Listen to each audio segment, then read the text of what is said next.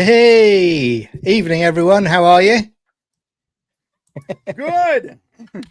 we got Brian ready to rock, and we got Gary ready to rock. I am open up ready Discord, to rock, shouldn't I? Yeah. Yeah. Try to do that part. It's another Stargate Extravaganza, everybody. Yeah, Stargate Extravaganza. And we are going hardcore tonight. We have three episodes to take us through. Now, what I will say before we go into them, Gary, there is going to be some episodes here which do kind of hint at a lore again about the origin of the Stargates. It's quite an interesting episode. I'm very confident that you guys will spoil it about 5 minutes before we see it. That's the plan. Yeah. Yeah. So this is why we do these things, mate. I plan to spoil it immediately. That's why I have to spend all week kind of going through mental exercises to tune things out so that on Sunday I can just kind of selectively hear the episode, but tune out what you two are saying. Do you know what I reckon you do, actually? I bet that complete Stargate Blu-ray box set that you purchased, I bet you sit there shivering looking at it all weekend. And you think, I can't watch it, I've got to do the watch along. like a birthday morning. I promise you, I have not cracked it. I did not crack it this week. Yeah, I think you lie. No, I'm not. I promise you, I'm not lying. We don't believe you, Gary. Scouts honor. So, I mean, thanks everyone for joining us. I mean, just to let you know, the link is in the chat at the top. It's pinned. So click into the Discord link, and you should be able to watch the Stargate episodes with us for free. We will then just be chatting and commenting about it here on the YouTube channel. But get yourselves in there, and all we'll do is when Brian's ready, Brian will give us a countdown of 3, 2, 1. I'll sync the timer, and the timer will just run in sync with the episodes. So we do each episode, and then we do a score out of 10 at the end of each episode. So join us and get involved for that, and then we go into the next episode and so on. So it's going to be fun tonight yet again. So let us know when you're ready, Brian, and we'll kick on. Yeah, I noticed that the tweet has last week's, FYI. So hopefully people find us via notifications. I just saw really? That. Yeah, it has last week's live. It's all right. They'll find us. Okay, yeah. Okay. You guys ready? Let's I'm gonna play a little bit, and let's see if you can hear it, okay? You especially you, Gary. Yep, got it. Okay, cool. Is everyone ready to start?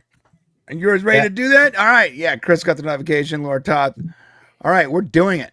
Let's go. 3, 2, 1. Oh, I'm sorry. Wait. This episode is called Enigma. And it's actually pretty important because this episode sets up a lot of lore. In fact, this episode will set up lore for stuff that happens in like the 6th season. See, everybody, there you go. Already. We haven't even started, and the spoilers are free flowing. That wasn't a spoiler. No, you wait. Just you wait, mate. Yeah. Wait, it's called Enigma. So what, the Riddler's in it then? Gary, I haven't even gotten started spoiling. Okay. Yeah, I know. He's gonna break you. All right, here we go. 3, 2, spoiler. And we're off. Flashing lights again. That's that new warning they gotta do for people that have seizures. Yeah. It didn't bother back then in the 90s. No, they didn't bother. This is what my cousin looked like watching Stargate. Yeah. You good, Todd? I'm good. You're right into the network, and it was just like he was wearing a mouth guard so it wouldn't choke on his tongue. I like this set already. It's a great set. Ash.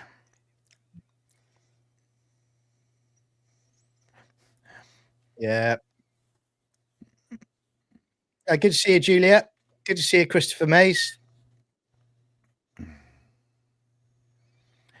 I got a question. Why didn't they send the Malp first? Episode by episode, I lose faith in Daniel's ability as a scientist. He doesn't even know what ash is now. That's a good point. What is this? What is this strange material floating in the volcanic air? You're absolutely right on that, because the Malp is in the background. Look. Right. So how do they not know that? So basically, someone there is just obviously getting sacked in the morning because Right. like, oh yeah, it's absolutely fine. The Is it safe to go? Fine. Looks fine, man. Whatever. Yeah, it looks like it's snowing. There's volcanoes and sulfur everywhere, but I'm sure it's good. Yeah, and there's it looks like there's some dead bodies, but should be fine.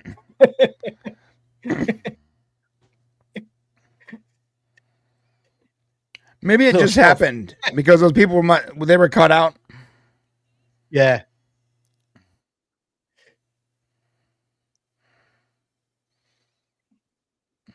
I regret nothing. It's like a Centurion helmet. It's like Romulan.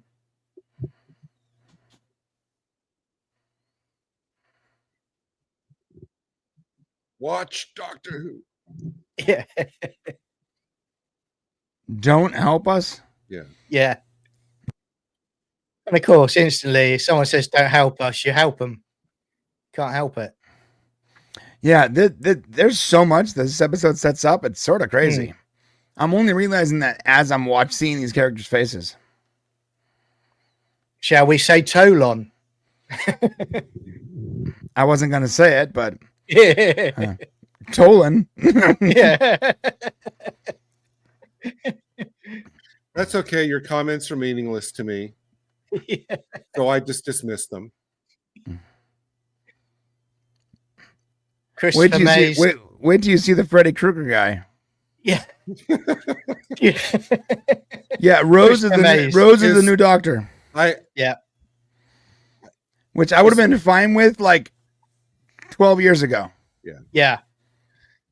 When she looked like Rose. I hope Hathor comes back in these 3 episodes today. No, but we do get a little cutesy Nox girl. Okay, that's fine. We do.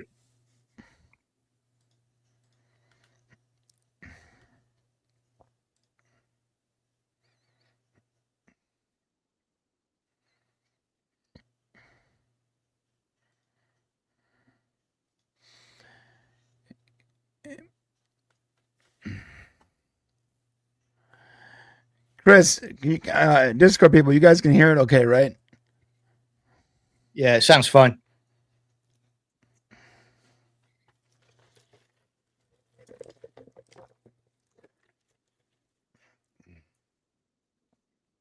We don't really know, sir. So you brought him through the gate?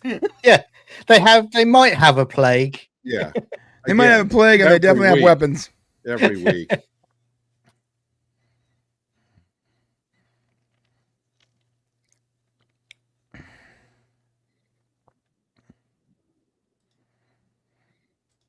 That wasn't a compliment.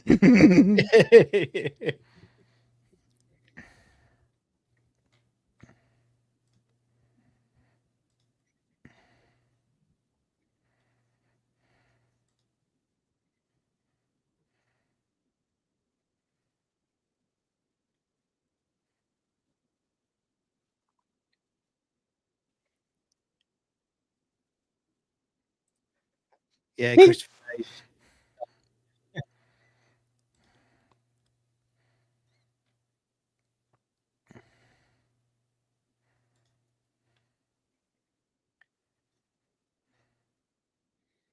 I love that quote.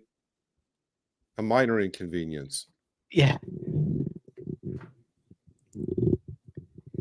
I noticed that like particular writers like this one, Catherine Powers, writes the like the arc heavy stuff. Is that true? I mean, it's possible. Brad Wright has his hand in every episode. Even if there's another writer, Brad Wright guided the overall narrative for the story. Yeah.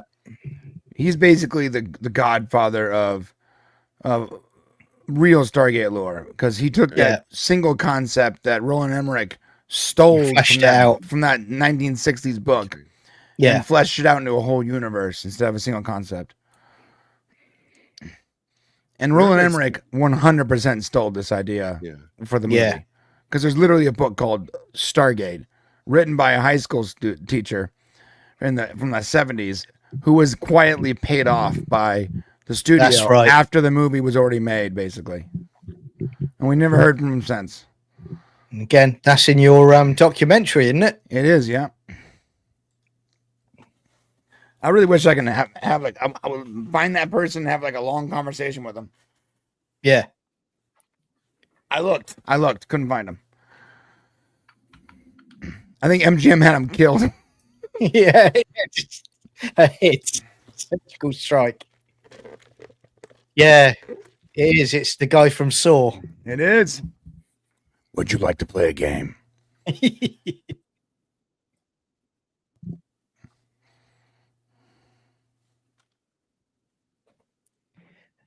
There you go.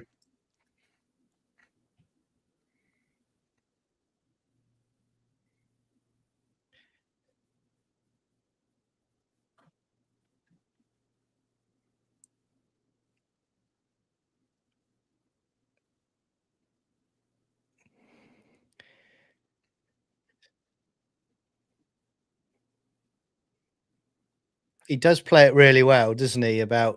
He just doesn't want to interact with them at all. Right. They probably have a treaty or something. I think they establish in this episode as well why he's reluctant as well. But you're right. It's very similar to the Prime Directive.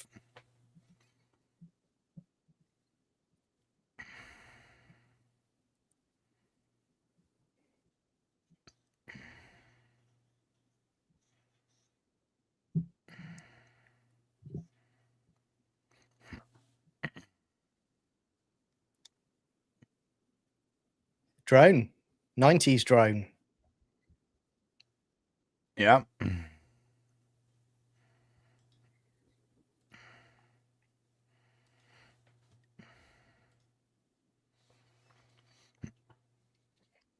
You think though that, I mean, when you're talking about drones now compared to them and what drones can do, it's just night and day. Right. Now they're using drones to fool people into believing UFOs exist. Yeah.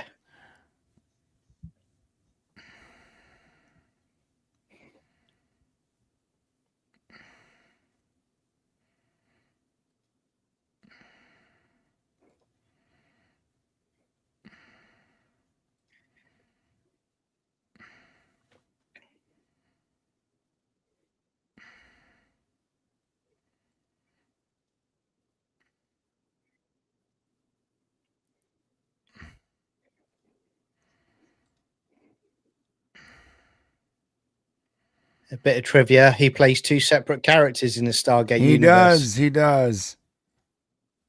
Which I've always found weird. I know it's a common thing, but it's like you really couldn't find another actor that fit the role you needed. I don't understand that. Exactly. It's like the woman that is in SG-1. She turns up in Atlantis as an Atlantean. Right. Yeah. I don't get it. Yeah. Like, there's so many actors. You don't have to double up. Yeah. And I think they think it's cute. Like, this guy was just a great actor. We got him play twice. Well, no, but now like the lore is like that's all I can think of when I'm watching the episode now. Exactly right. Yeah. Christopher Mace, it was an Atlantean.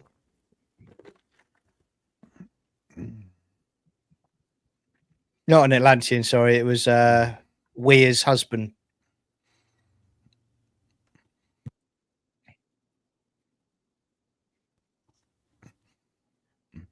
Always plays like the middle-aged woman's heartthrob, sensitive man. Yeah. He's not interested in the survival of his species. He just wants a Paul Carter. Right. Yeah, he's the cuck. Yeah. The sensitive cuck that all middle-aged women want to be with, but only temporarily. Yeah. It's like, can we talk about your dying planet now? Oh, that can come later. Oh, that's right. Yeah. What I really want to talk about is the shape of your hands. Yeah. What wonderful eyes you have. Okay. Look how charming I am. My people are dying around me, but that's secondary. I've been listening to one of your albums from your singers, Phil Collins.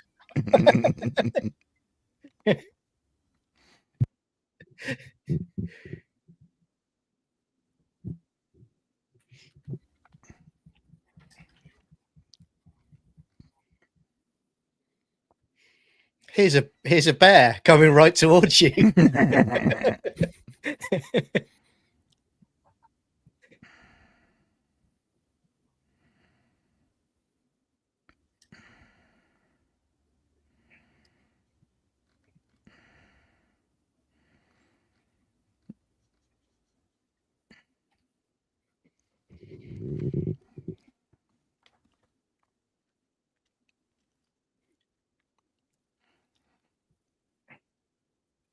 What's his name? He was playing Omok. Correct me if I'm wrong. He was quite a well-known actor at the time, wasn't he? Yeah. Like for movies and stuff. Yeah, he's doing a lot. I mean, so it's quite a coup getting him on the show. 100%. Yeah.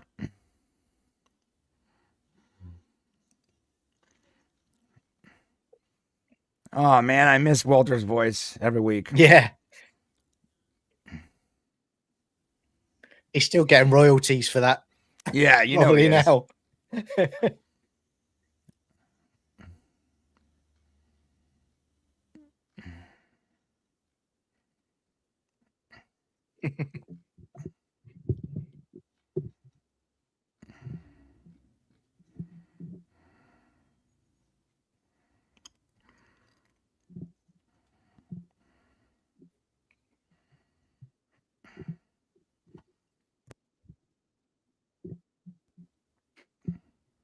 Sounds like LA. Sounds like LA.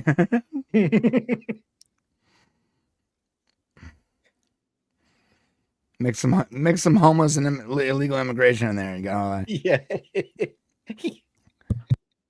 There's a guy pushing a trolley. What's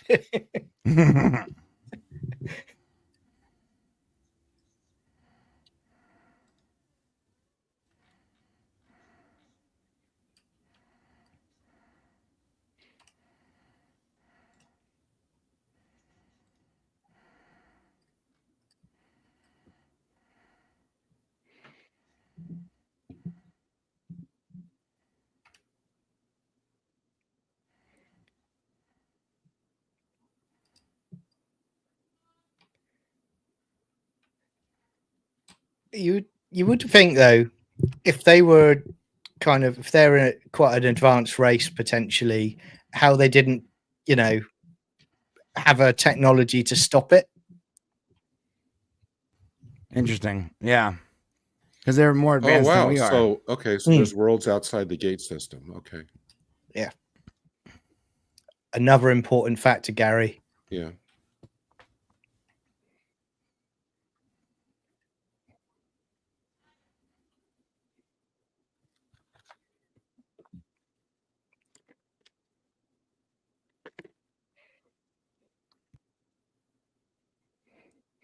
You're not sending them to the UK.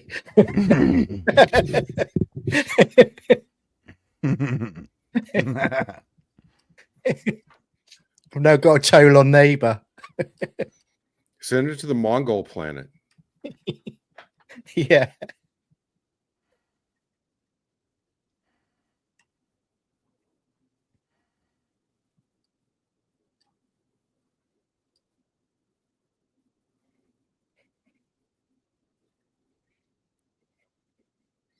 Good faith doesn't mean stupidity. Exactly.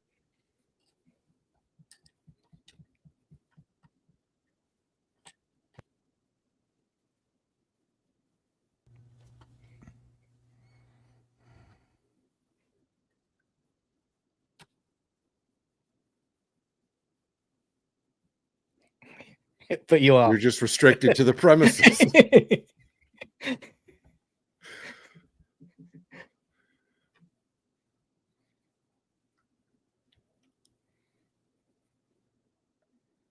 There's a local nightclub you can go to, but that's it. Yeah.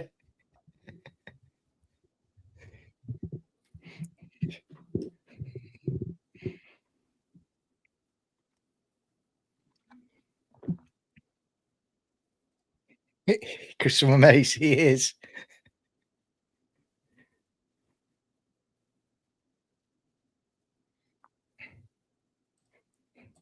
False Gentleman's Club. Yeah.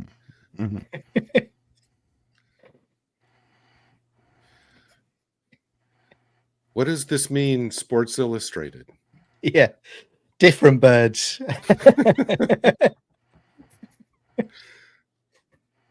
And Carter's gone out and just stolen a neighborhood cat. That's right.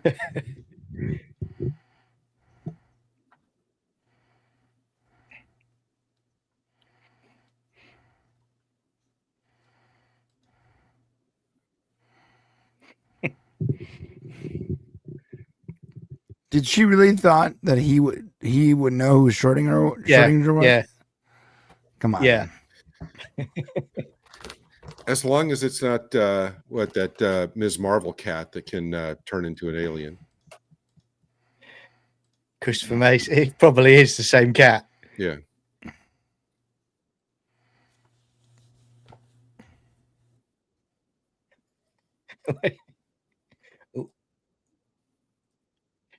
They say, yeah.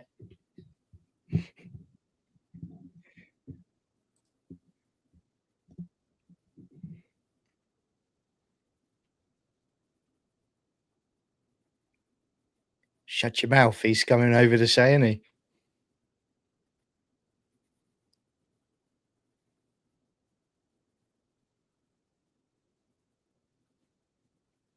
That's one sinister stare, isn't it? I'm developing a theory, but I'm going to wait, obviously, to the end to see if I'm right or not.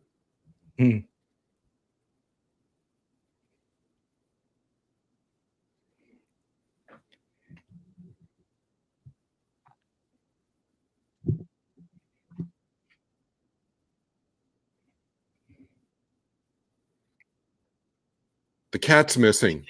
He just found fur.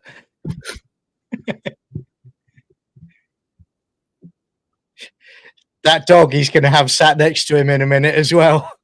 Cat and a dog.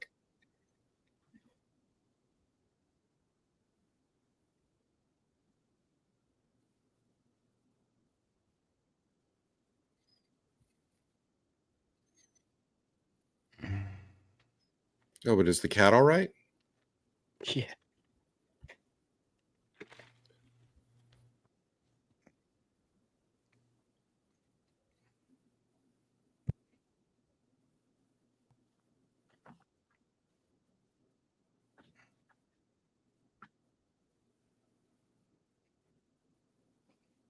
Yeah. You know you're prisoners. Yeah. It's not really lost. Yeah.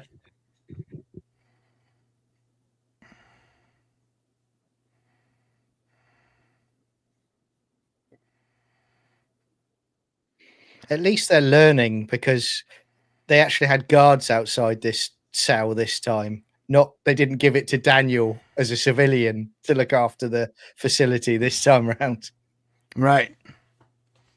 Don't worry, Daniel's watching him. Yeah.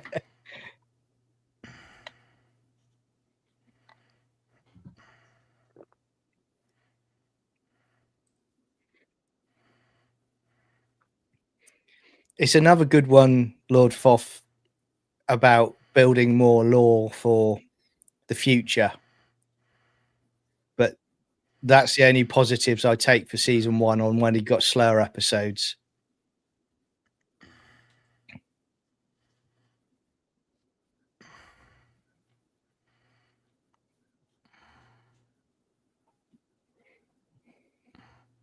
Oh, that's so kind of him. Yeah.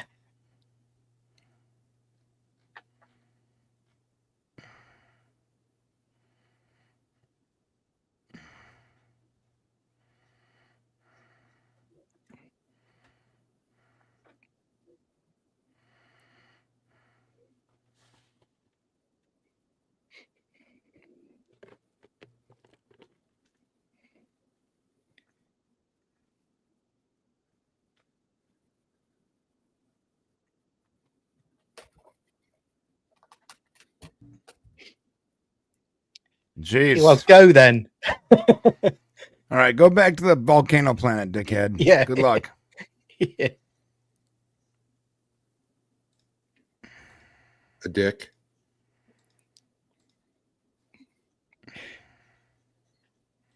He's stroking his cat like he wants to stroke Carter's hair right now.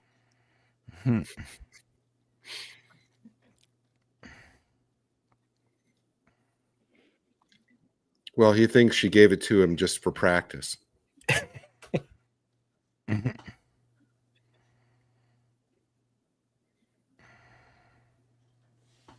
He's definitely got their head and shoulders haircut from the 90s, though.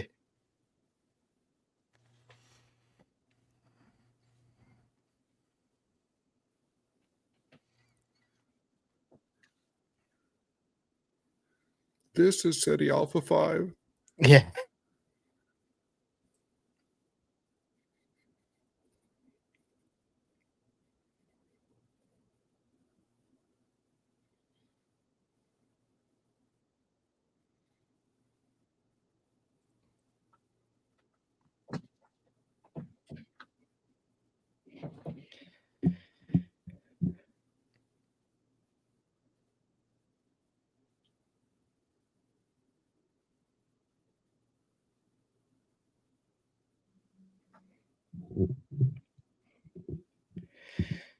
With me, And the cat. I have a spare room.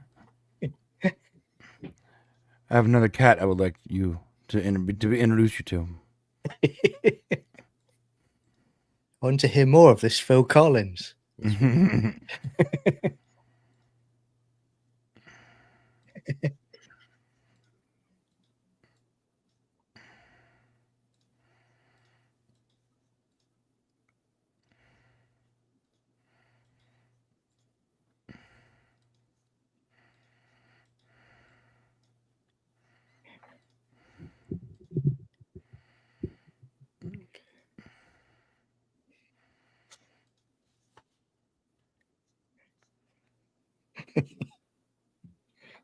Yeah, she does.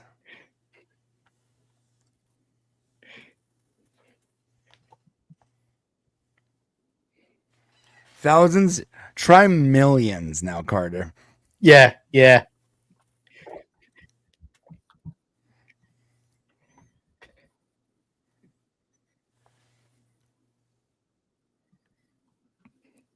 You can stay here with us, but could you please complete these forms?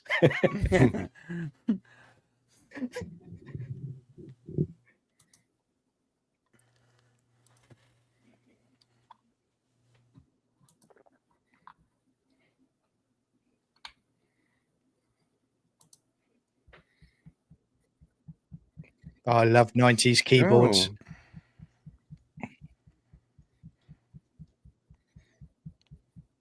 He was playing Pong right before they all invaded his room.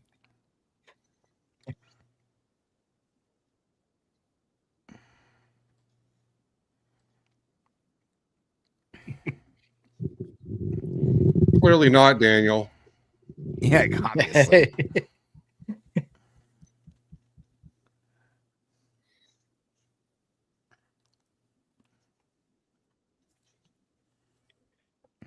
He hasn't, this, has he? This dickhead. Yeah. Let me tell you something, Gary. This isn't the first, second, third, fourth, fifth time you're going to have to deal with this asshole. Yeah. This asshole is the bane of the show's existence. Yeah. Every time he shows up, it's just irredeemable nonsense. It is. He's such a dickhead. He is. Other dickheads that show up, at least they like redeem themselves in some way. He just never does. No.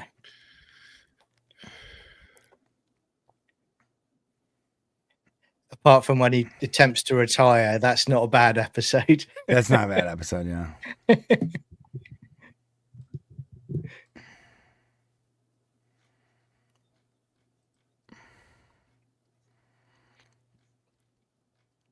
No. Yeah.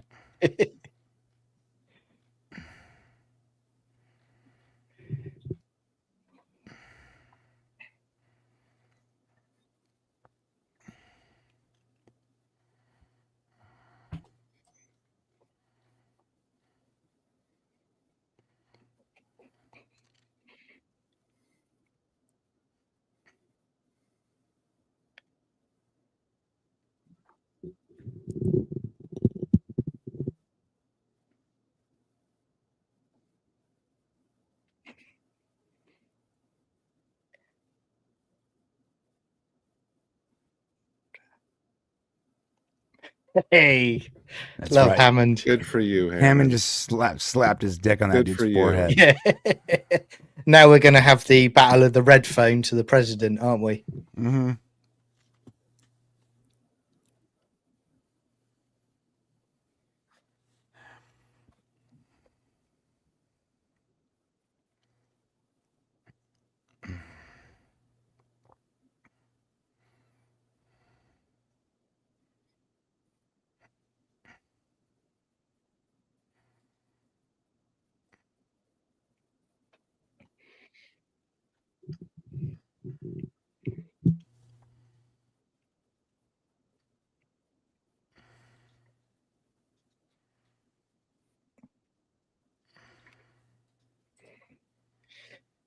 Yeah, it's a good point. I never looked to later on actually to see whether he gets any more stars because he does deserve them, doesn't he? Yeah.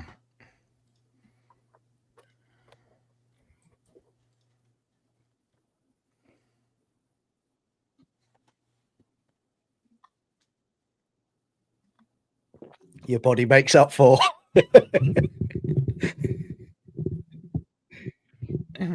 It means I want to make Yeah, filthy love to you, Carter. I can come through the wall into your room at night without you Samantha. even knowing. There's Samantha, things I can do that you would perceive as magic. I I like braid long, your hair while you, love to you. I I braid like your long hair while walks. you sleep. Yeah. I like long walks on the beach and sushi. I'll rub your feet as you passionately make out with Colonel O'Neill. You want to come with me and find one of those eagles?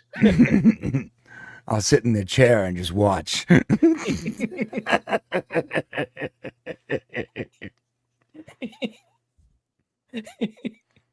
Hammond's a 2-star general because this was like his retirement posting. He wasn't planning on advancing his career. He just got thrust into the most important posting in human history. But later on, when we get to sort of season 7, Lost City, I never looked at his pips on his collars to see if he actually did go higher than that. Oh yeah, I didn't either. Because you'd think he would, wouldn't he? Because he's Right. like in the White House and everything at the time. That's a good point.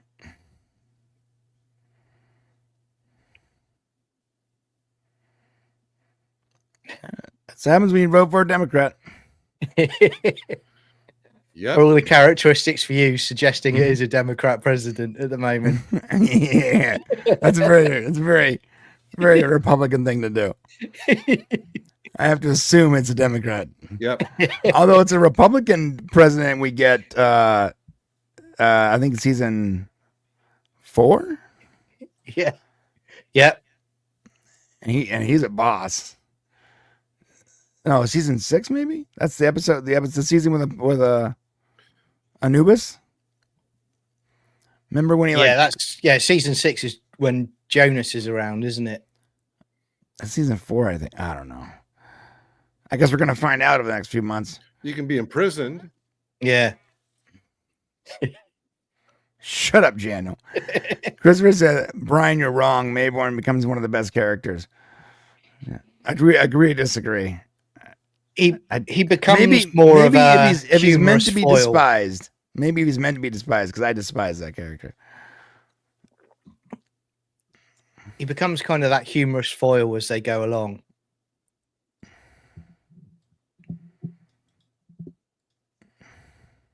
Oh.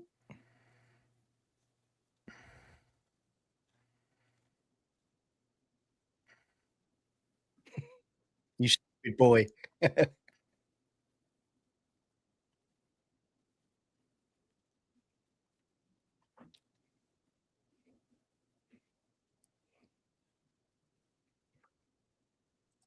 Hi, Maravita. Good to see you.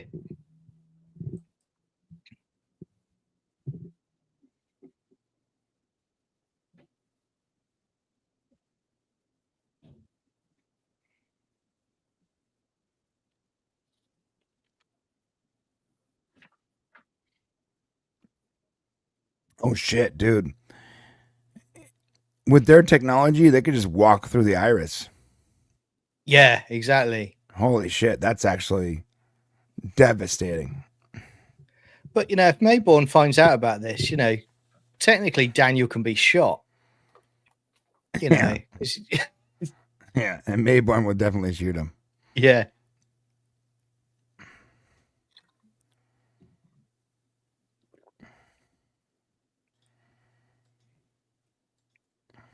They must stink in those outfits. They've been in them for days.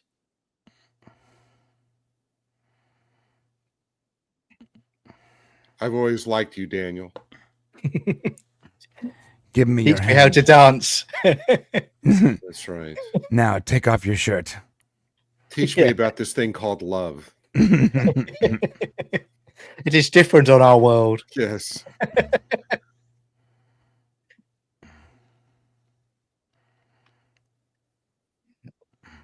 Oh, Daniel. Awesome. Look, he's Daniel, got the Stargates a million halfway. times. Why would a wall Yeah, be a problem? I definitely want to stop. I'd have ran through that sucker. I don't want to get stuck there. Yeah, exactly. You could find Daniel later and there's like half of him stuck in the wall. Jack? Yeah. On my planet, this is where we took others we felt strongly for. I want to take one of those, what you call them, bears with me as well.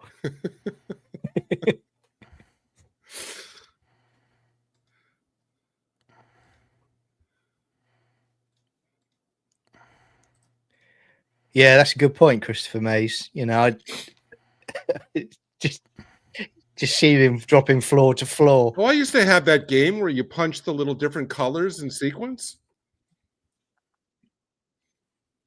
Good point. Why don't they fall through the floor? Yeah. That's they did that on Star Trek too. They went 2D, not 3D. Yeah, what about like ghosts? Like, you ever see one of those ghost shows that can walk through walls? Why don't the ghosts fall through the floor? Yeah. Imagine seeing a ghost and it goes, ah! Yes. If a ghost can walk through a wall, why wouldn't they just float through the floor then? Like, it's trying to haunt you, but it's pulling itself up before it collapses. This was meant to be an easy haunting assignment. So many inconsistencies, man.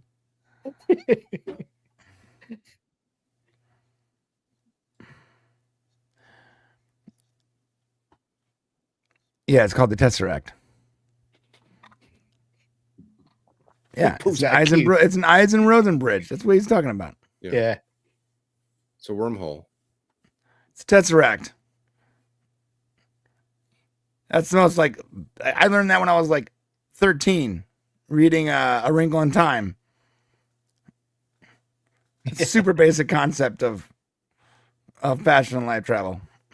Yeah.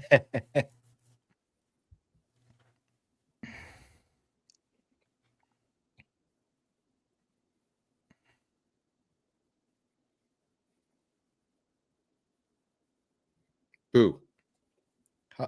Hi, Juliet. Good to see you.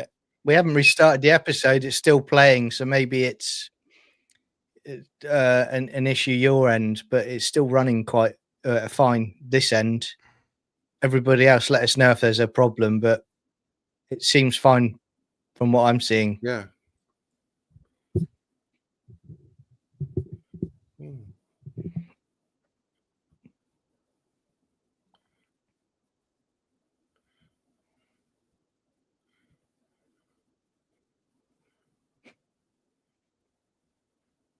Love you.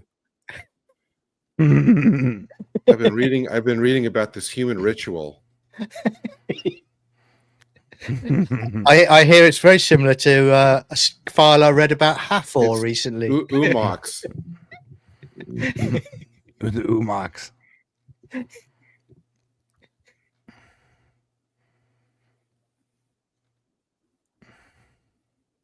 Imagine walking up to someone in a bar with one of those. Security.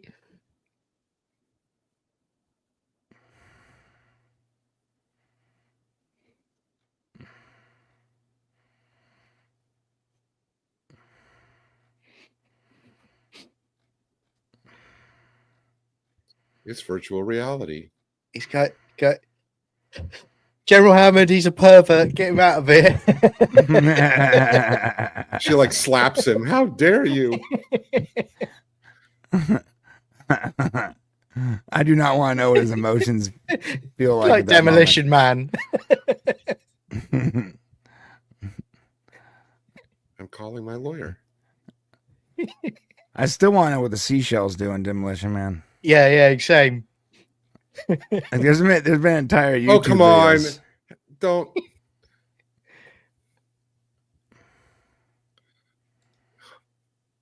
Yuck. On our planet, that means we're mated for life. Yeah. You're able to walk through walls and suddenly you That's can right. get women. We have something called a wedding cake. Yeah. Don't you judge, Daniel. Remember what you did with Hathor. They're still cleaning it up.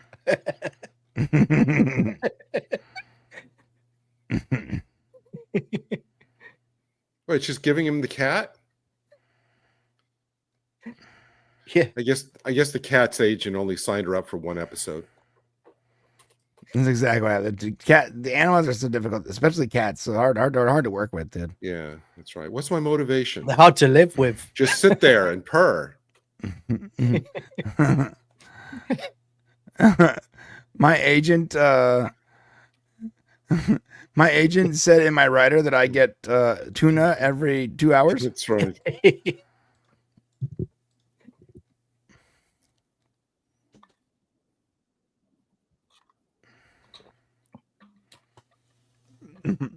Well, they've They got were there, understand now that? they're not. That's what I mean.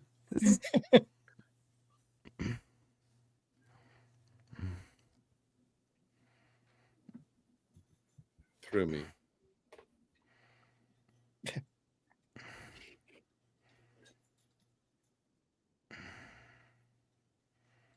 Yeah, exactly.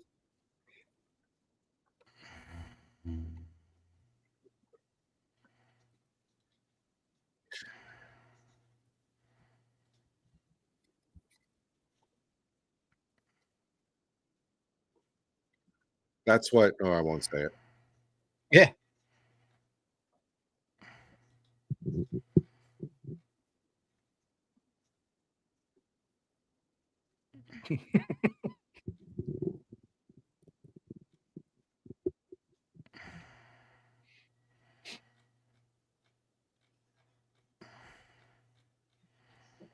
Okay.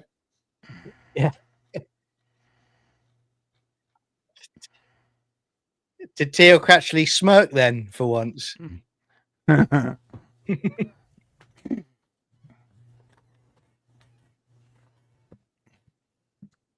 Wait, what? Hmm. Oh, okay, good. I thought for a minute there they're gonna walk through the gate the wrong way. I was gonna be like, no. No, it's Carol Kane. Yeah. It's the Nox. Look at that haircut. There's still no brushes on Still their think she's planet. cute. I'd give her a marriage cake. Yeah.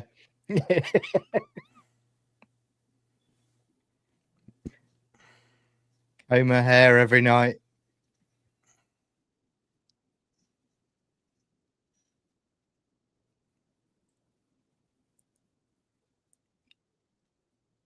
Yeah, I think they could probably technically get Daniel on that one.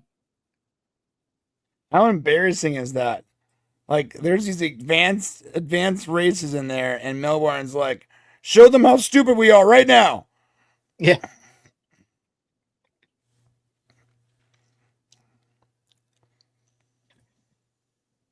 Yeah, they basically said, right, go and sleep rough in a hedge all night and then come to set the next day. This is your makeup. You're gonna sleep outside in the hay.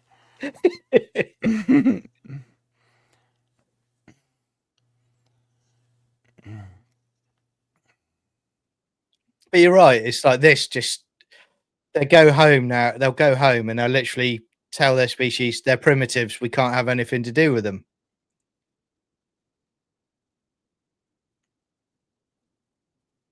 That was cool. That's cool. Yeah. That was very cool.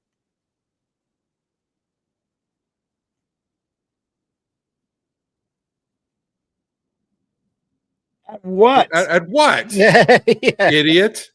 You don't want to hack them off. You really don't. He's so dumb. I Yeah. hate that character so much. Yeah. Christopher Mace. Yeah. Right about now, Daniel's like, I think I'm gonna go with him because I'm screwed right now. Yeah.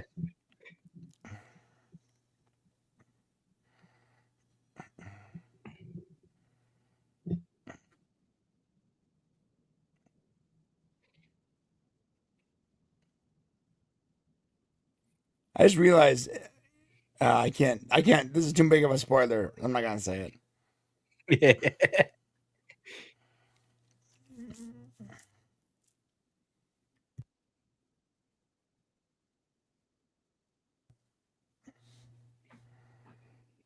If he gets back, oh Yeah.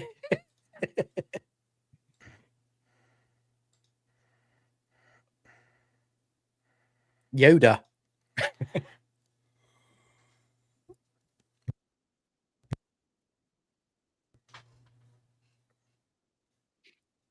And there we go for that one. all right. Okay, so first of all, we'll move along. So first of all, Brian, what would you give that score out of 10? 2 out of 3 seashells. I mean, Is that a good scale with Demolition Man? I would say because of how much lore, foundation was built here, I have to give it a 7 out of 10. There's too much. Yeah. But if I was watching this for the first time, knowing nothing about the future of the show, I would probably have said, hey, we met another advanced race. We got another appearance from the Nox. There's more out there than just a bunch of savages, Yeah. and Canadian forest people. So probably 6 out of 10. It gets a point. It gets a point for the roads it laid, and I like what Chris just said. Maybe another point for the Nox. Like anytime the Nox show up, sign me up.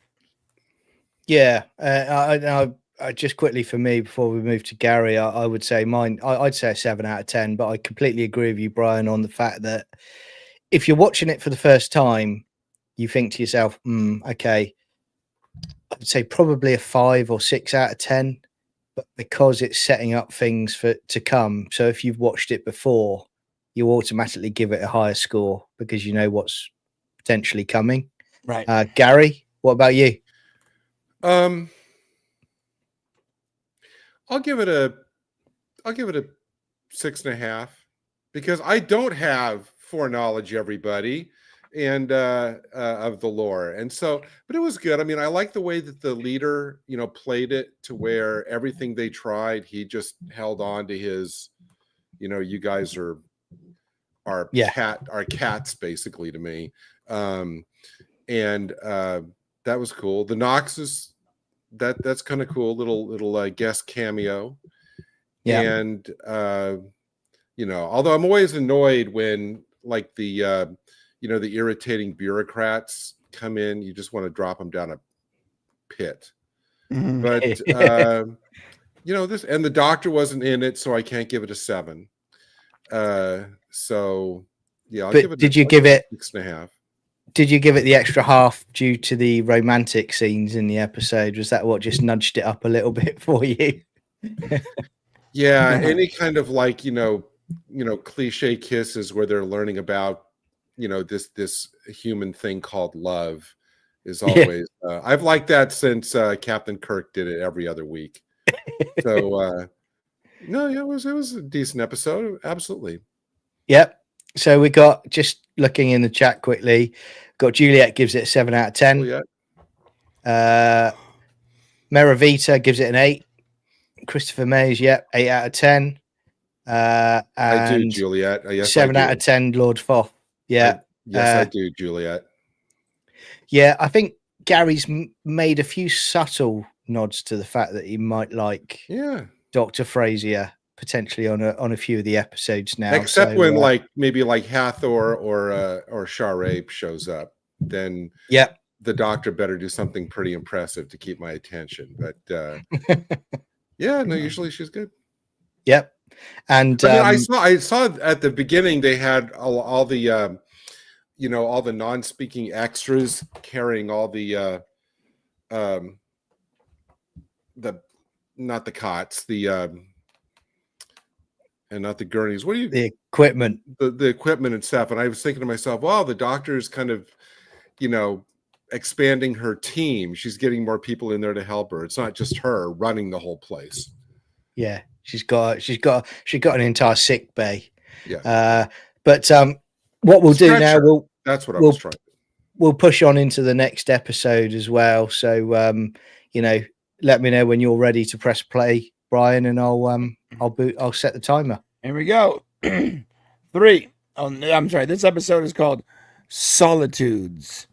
It's on Prime. It's episode 17, and that's all I'm going to say about it. I'll save the spoilers for when Gary is really engrossed in the episode. Thank you. Yeah. Solitudes. Okay. Solitudes. So this is about Okay, so I'll just spoil it now. The entire episode is Daniel Jackson playing solitary. Okay. Yeah, enjoy, everyone. Here we go. It's a long one. I'll be asleep. Yeah. Solitudes. I'm sorry. It's about the. That's right. It's about the number. And 3. Oh, you did. Okay. Hang on. Oh, there. Let me. I'm gonna get ready. Yep. 1, 3, 2, 1, go. Cool. We're off. Yay. Solitudes. It's about the number of Doctor Who viewers. I'd love to meet Teal'c. She's awesome. They just had a con over in the UK actually a couple of weeks ago. And Richard Dean Anderson was over. So shame I didn't go to it, but I'll keep an eye out for next time.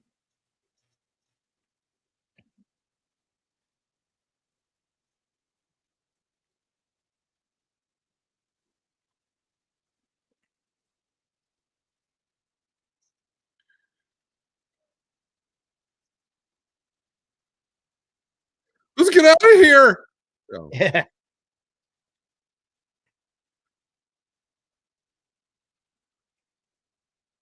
I thought if they didn't know who was coming through, they automatically closed the iris. Yeah.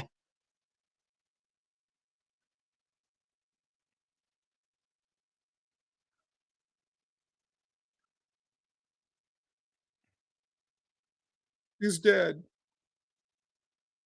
Oh no, that's Daniel.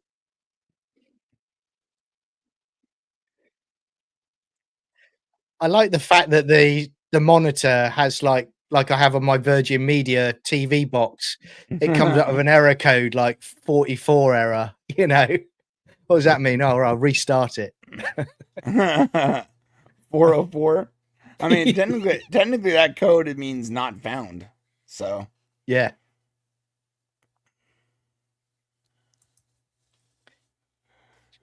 Did she indeed?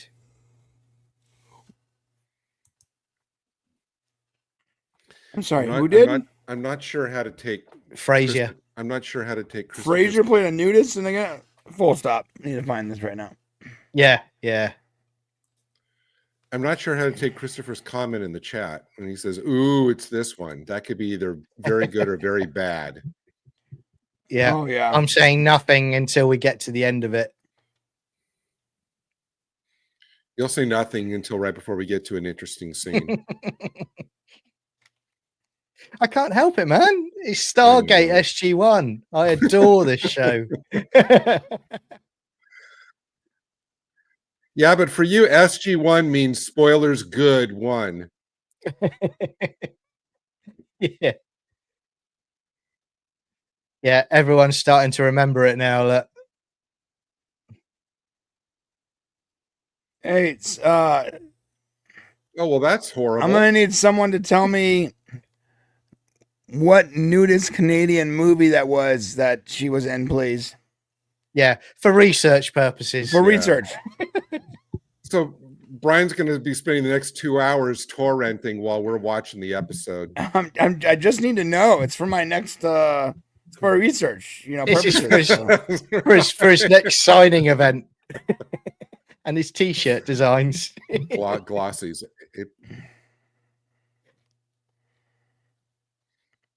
Who's Dr. Warner?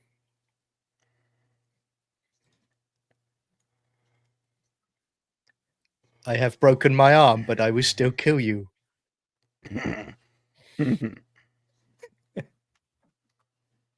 Oh, written by Brad Wright. Okay, wow.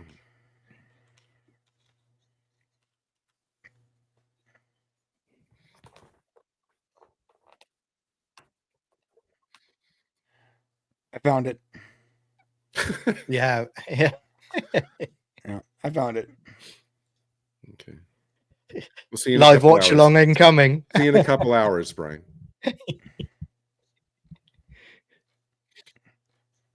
Oh yeah, yeah, it's her nude. All right, yeah, it exists. If you want to look it up, it's called The Guard. It's called The Guard.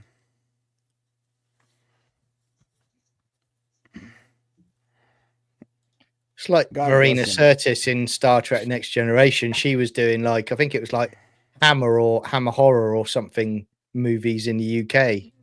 Oh, was she really? Yeah. Again, I did some research a few years back. Some research. Yeah. That's why he's tired today, because he's been up all night. Look, I care about you guys, all right? I need to make sure I always do my prep.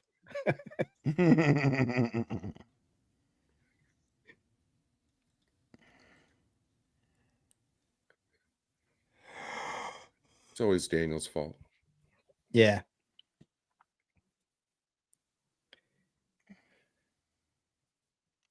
This episode's awesome. Yeah. Also, it wraps like this huge character moment into this hyper lore building moment that we utilize this mechanic for years to come. Yes.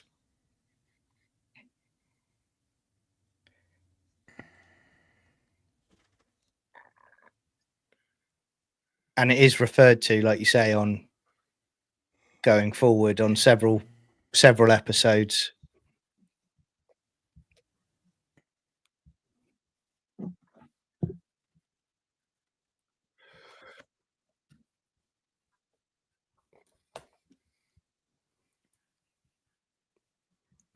Yeah, you're right. The Guard was a TV show. That's not the movie, although she's also naked in that TV show. Building a Just saying. dossier tonight. Yeah. You need to ask AI, Brian. Yeah, I don't That's know a question for you and Shane next week. Yeah, this is an AI question, I think. A deep research AI question. Is Mariette Hartley going to show up in fur like in the Star Trek episode? Well, you never know, mate.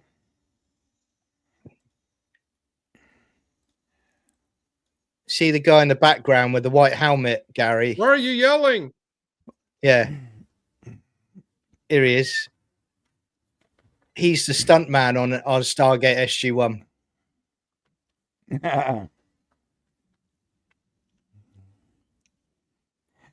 I love that. Yeah. Yeah. That's such an Star Trek. That's such an engineer answer, and it's not Star Trek. Yeah. In Star Trek, it would have taken 23 hours, but you're making me stand here and talk to you. Yeah, in Star Trek they go, Scotty, I need the phasers up now. It's gonna take 4 hours, Captain. I'll give you 2. Aye. Yeah. This guy's like, no, man, it doesn't work that way. It's gonna take this long. I always love that episode of Next Gen where Scotty and Geordie are there, and he says, "You didn't give him the real time, did you?" Yeah. You got to give him the longer number, and then you do it in less time, and you're a miracle worker. Factor of 4.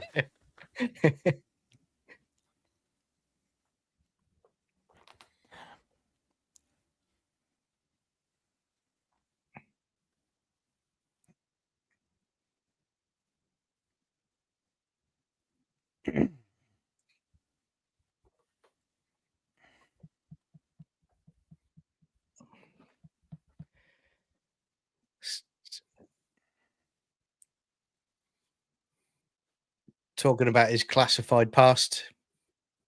Oh, I thought that was a MacGyver in joke.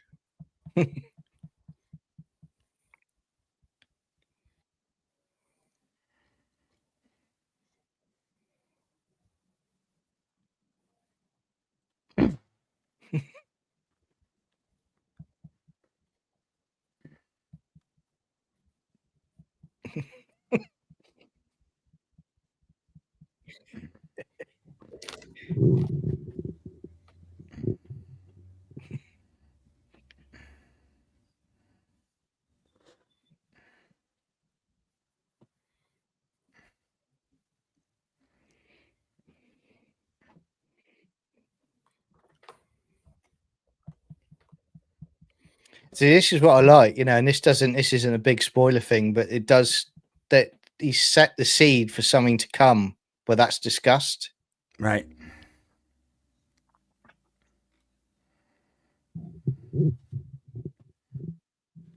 You.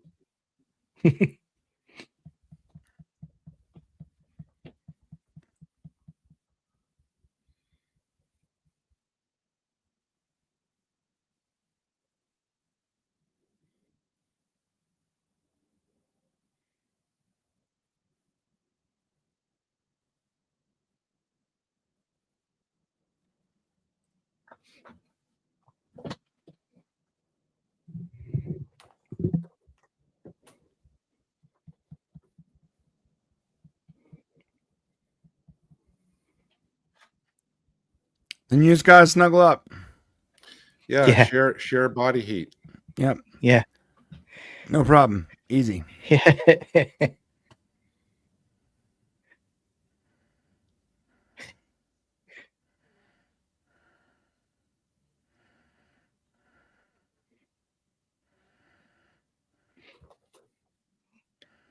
So good old Jack, banged up, but still trying to keep the positivity up. Yeah, that's awesome.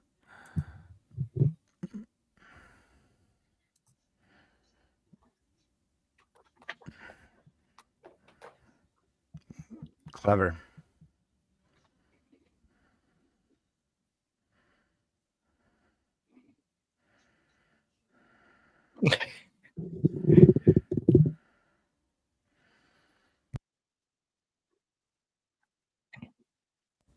Again, it's a superb set.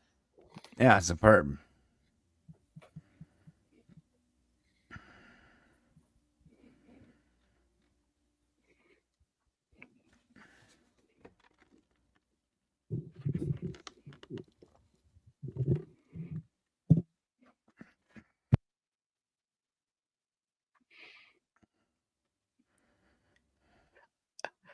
Your friend Daniel.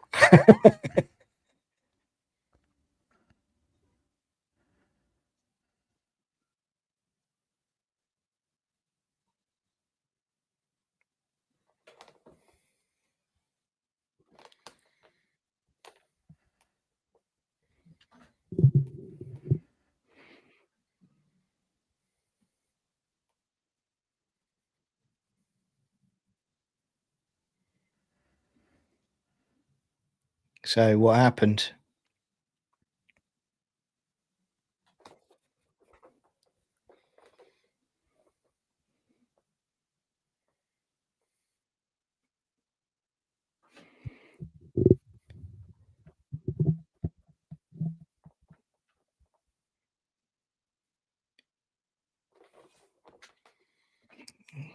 Ended up on Hoth.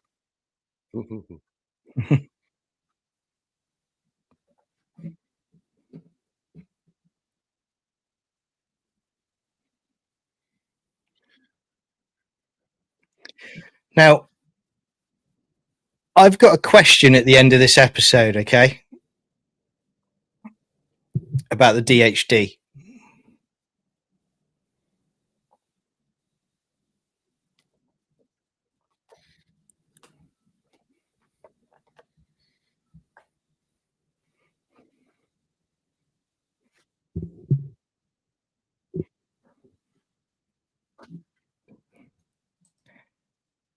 I know exactly, Lord Foth. Yeah.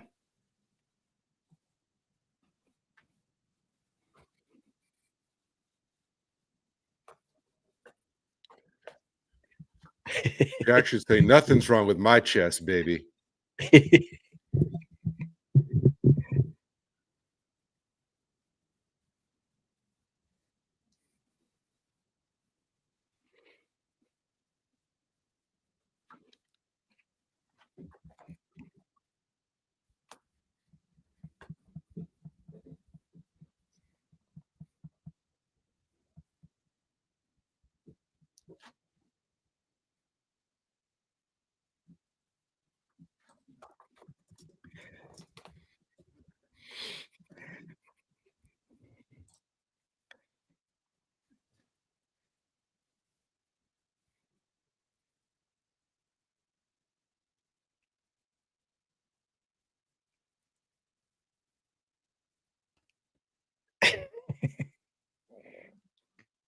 It's after 3.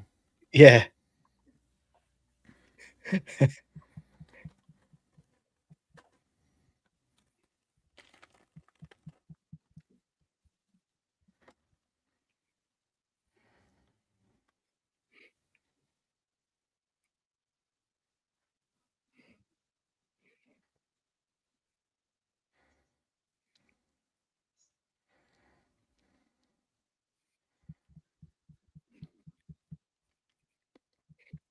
Shut up. Love this. Yeah.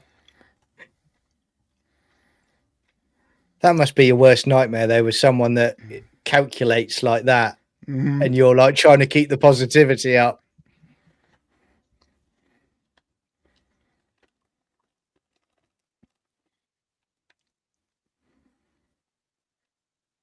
I love Sylar. Great character.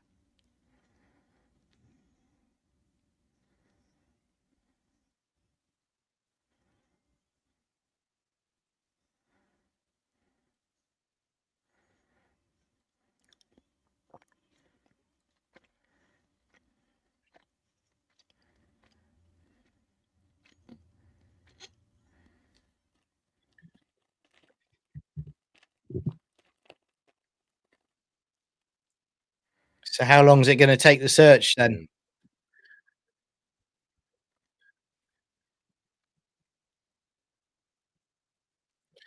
Why is somebody who can fix a Stargate only a sergeant?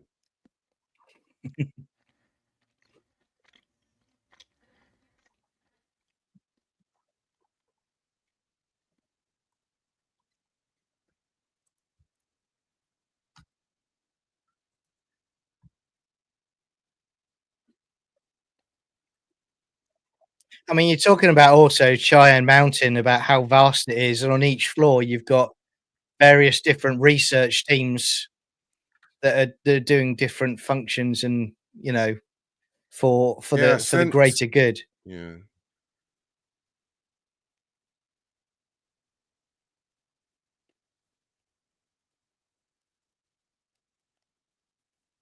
Good job, Wally.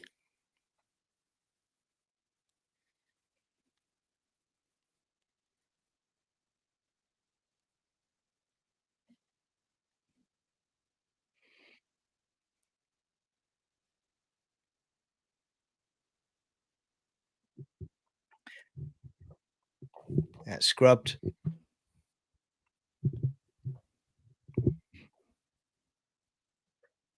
Thing is, Daniel can't argue that, as he's about to say. You know, literally, they'd be pummeled within seconds of stepping through the gate.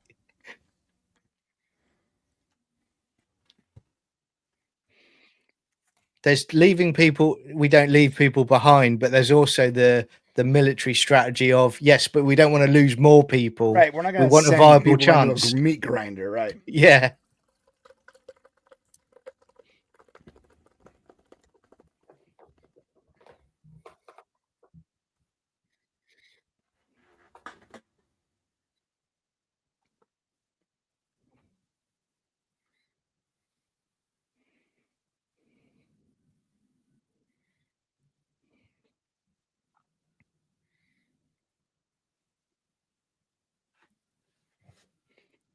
Tastes like chicken.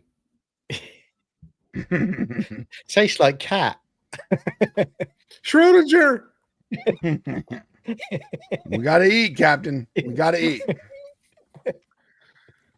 Is the cat meat or not? Yeah. Tail or ear, you choose.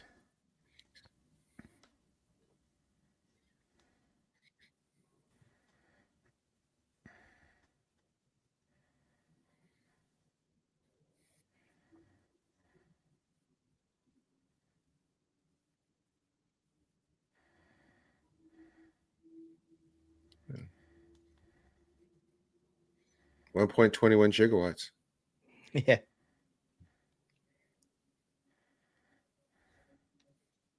Like jumping to a new phone address.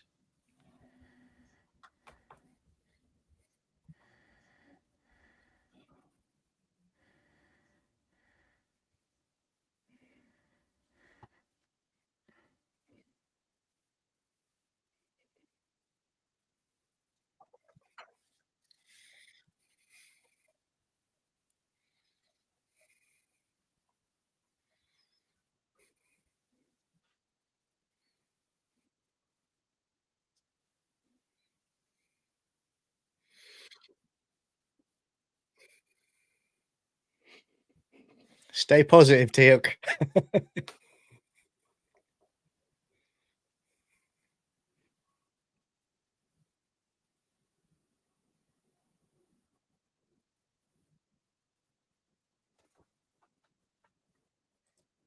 Yeah, Christopher Mays. What is it? Sort of what 90s grunge style hair, is it? Yeah. Wait until he gets his trimmed up, jacked haircut. That's what I like. Yeah.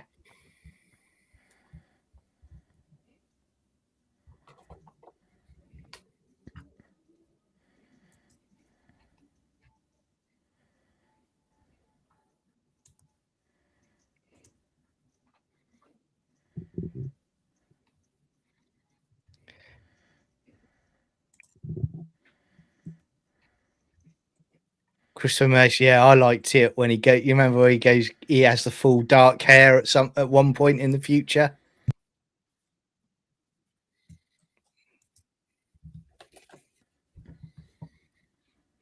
So, Serpent Guard. Serpent Guard, that's a big deal.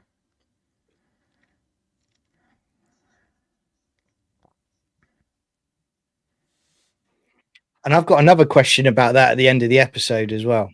Yeah, right. I have a huge question about that. Mm. Because that's like, what the F? Yeah.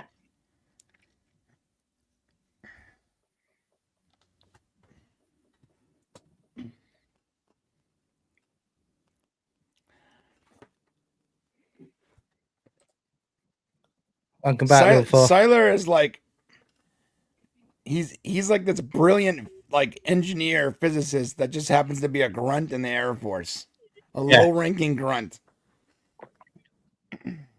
who Jack wants to give all his Simpsons collection to. That's right. Yeah.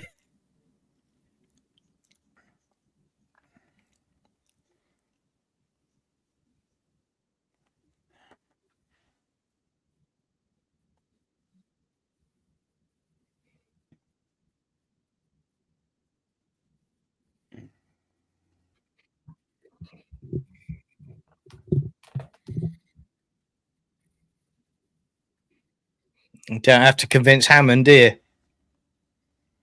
Nope.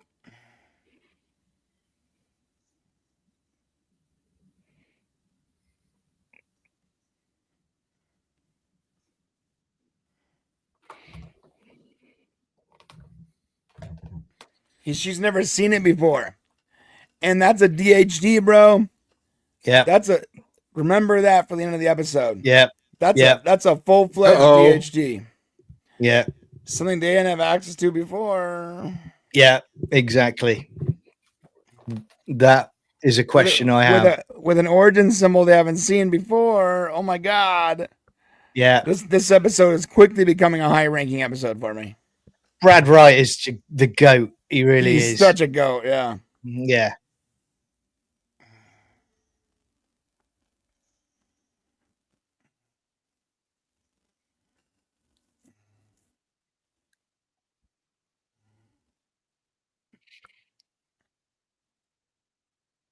I only have one question about this, John.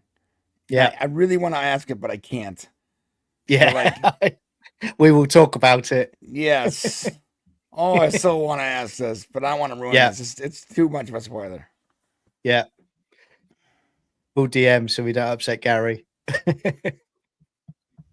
Yeah, I actually thought about DMing you on Twitter, so Gary couldn't see it.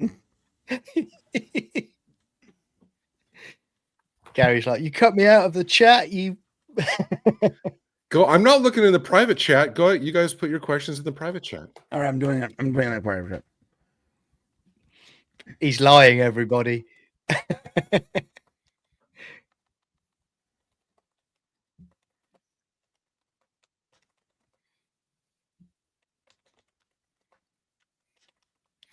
We're going to get out of here if I have to cough up every bit of my blood before we do it. See that, John? Yes. I'm replying.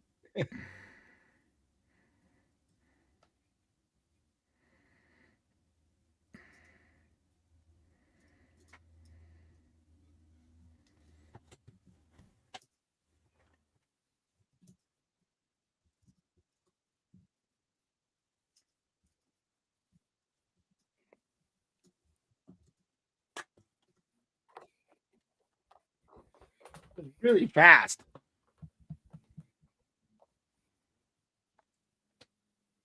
Right. Yeah. Just we need something stronger to go on. He reported them missing in action way too fast, in my opinion. I feel like you gotta wait at least 48 hours, dude. Jeez. Yeah, and it's interesting because you would have thought I would have if now I would say that maybe it should have been Hammond that was like. I mean, there's tension there, obviously, that the reason they've done it, but Hammond would have been the one keeping it open longer. Right. I'm like, I'm not ready to report them missing just yet, Yeah. You could have just brought Maybourne back into it and an argument between the two for prioritizing the search when they should be out hunting for other stuff.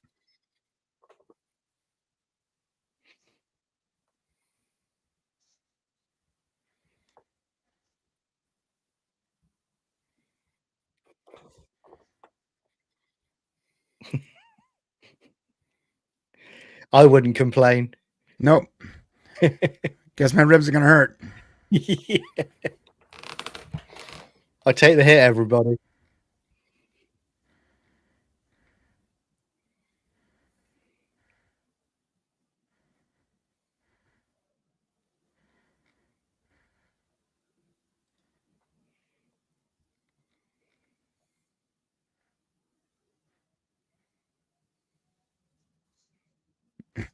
That's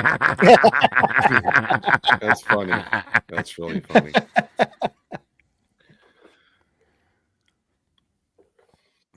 That was awesome. Yeah.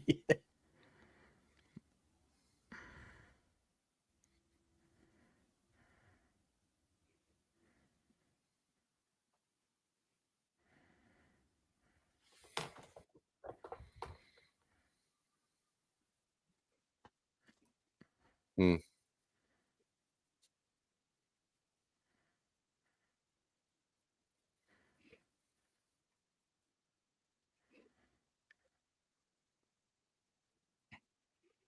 But would they all stop searching and just Daniel be left doing it? Surely they would still have people Right. working with him to figure out what's going on.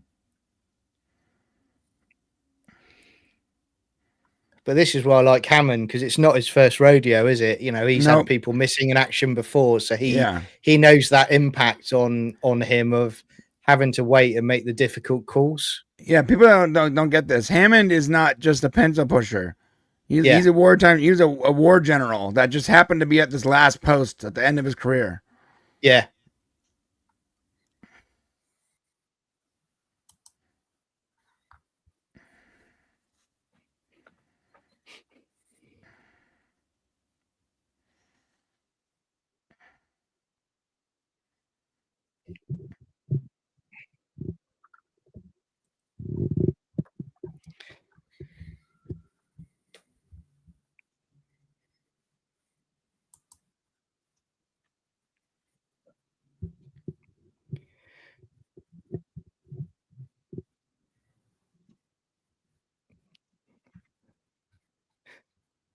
But remember when we talked earlier in the season how green Carter was, and you see a lot more now of how more resilient she is further along in the season.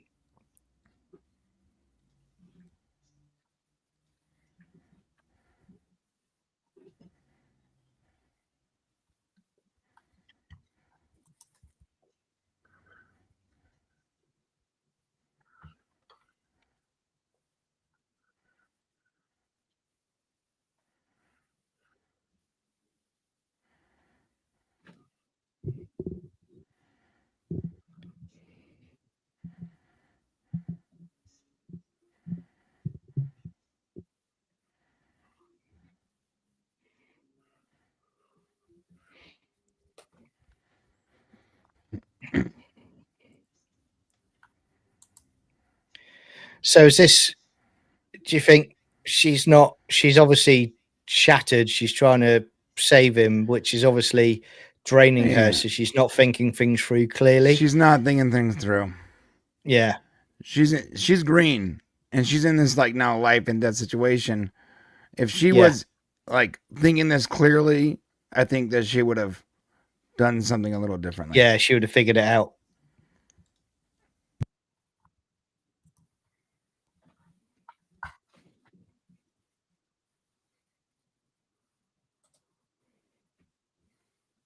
Yeah, good point, Maravita.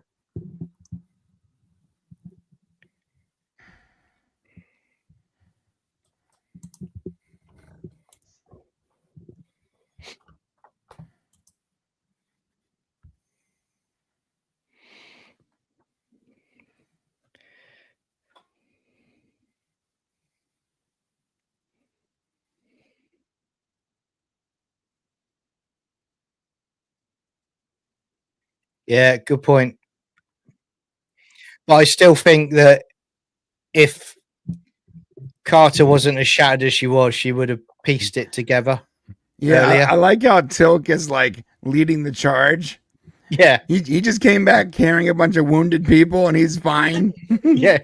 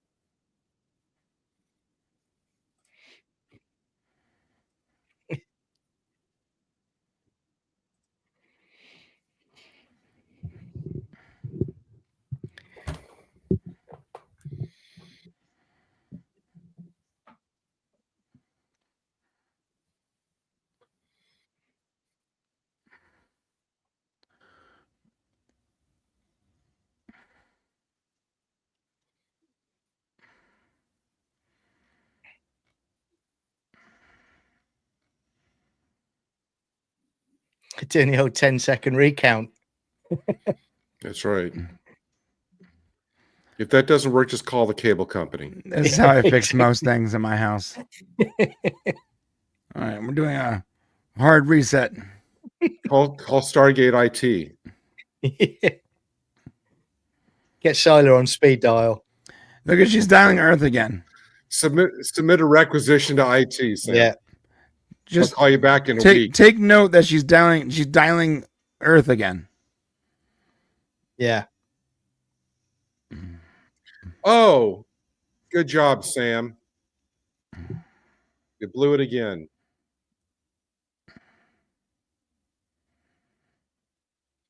What's Earthquake. going on here?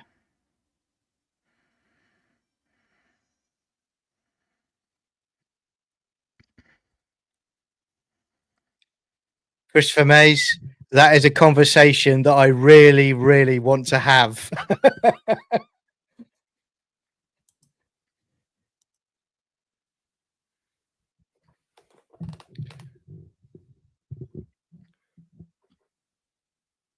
It is water.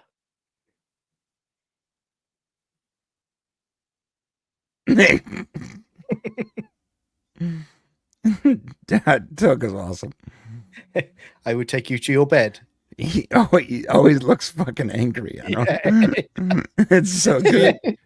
Don't they know by now? Haven't they seen enough TV to know that wherever you were going to end, that's where you start, because Right. you always start on the last planet you would have gone to.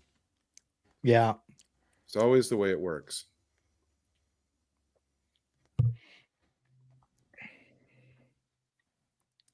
That's what they all say.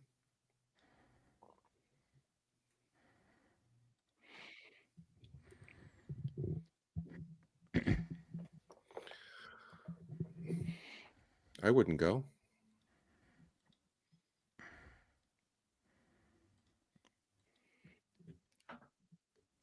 Show I me wouldn't. your boobs. Nope. I only have a few minutes left. Show me your boobs.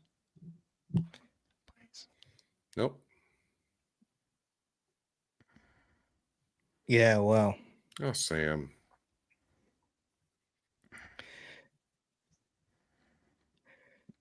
I mean, what are the choices you have, really? Yeah.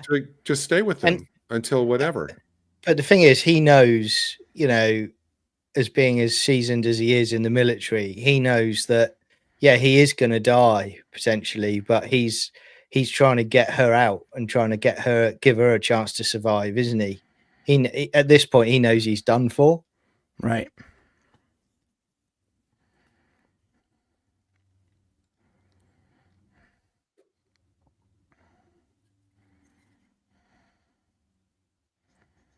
Christopher Mace, exactly.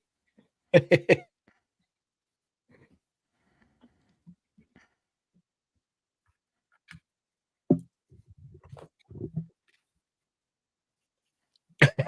love it. Get to it, man. Yeah. Ooh.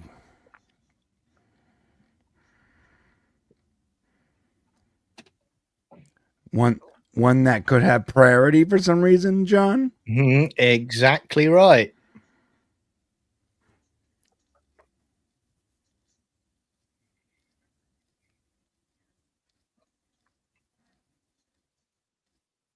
Even more important. Yep.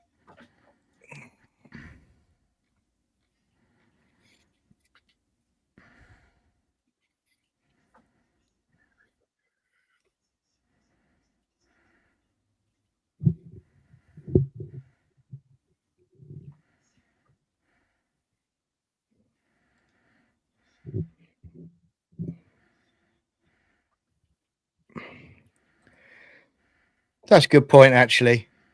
If she keeps climbing up and then she gets up and it's like in Disney World, I'm gonna just scream. It's like comes out of a freezer in Baskin Robbins. She got Santa's village. Yeah. In the middle of like Wisconsin. She's like, what the?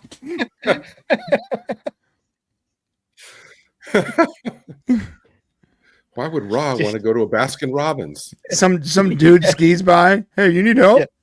Yeah. Have you ever heard of Nirvana? That's right.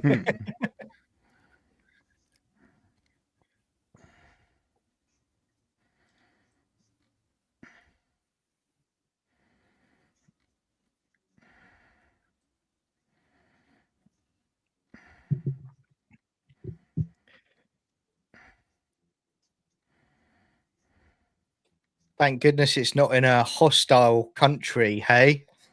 Mm-hmm. Where am I? You're in Aspen.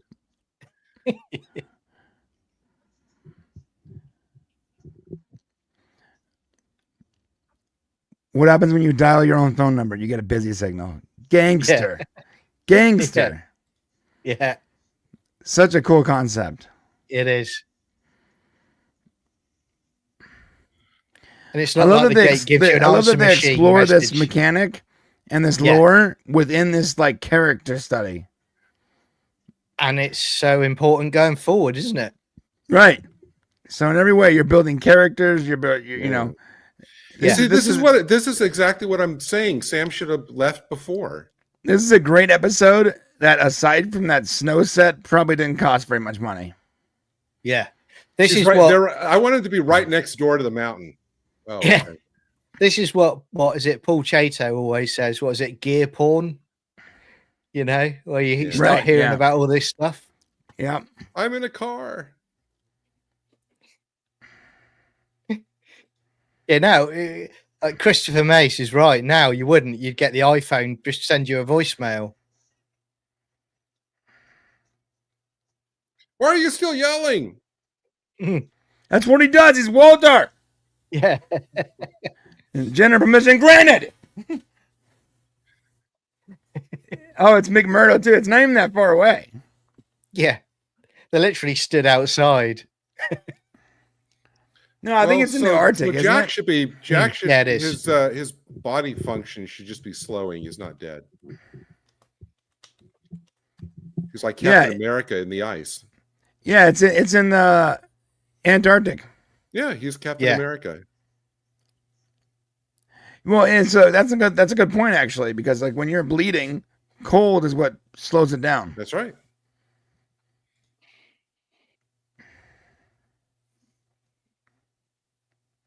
like Tom Cruise in Mission Impossible. Your body functions slow down.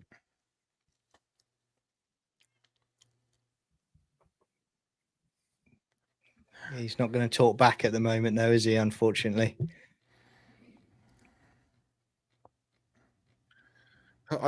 They should pan over, and there's Schrodinger in a block of ice. Yeah, you guys got the Tollan had just walked through the ice wall.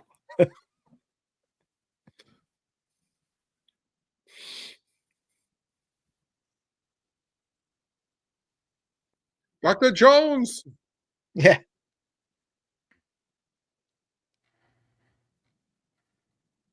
Suck it up, Sam. Suck it up.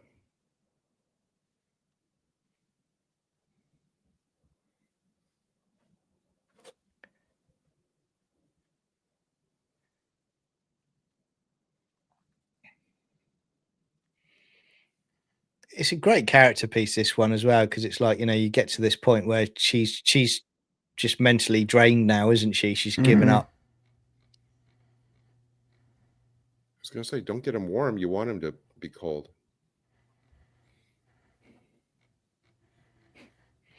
I love you. She's pretended to be the ex-wife now. Here's some wedding cake. Yeah.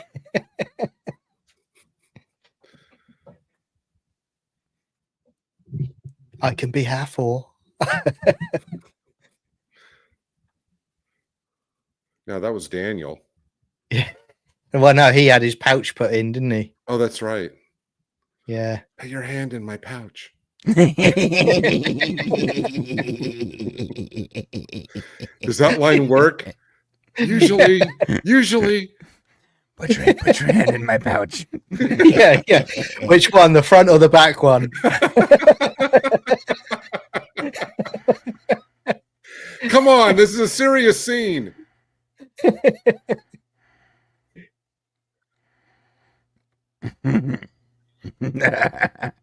This music always reminds me of Independence Day. Did they take it off of it? Sounds exactly like it. It does, doesn't it? It's literally like the same exact notes. Yeah. And it makes it even more interesting because the guy who made the Stargate movie made Independence Day.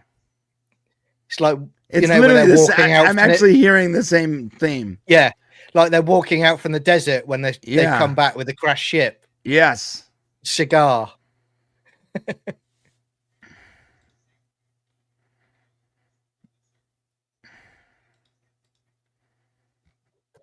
I love the fact Hammond. I was goes wondering with when him, this credit scene would just show up in the show.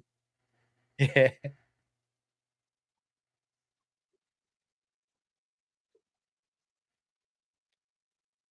That's it? That's it. Yeah, so it's actually really important though, because there is two Stargate. Oh, my camera's not on. There's two gates. There's a gate in the Antarctic and there's a gate here in the SGC. Well, more importantly, that gate has a DHD, like a full-on DHD.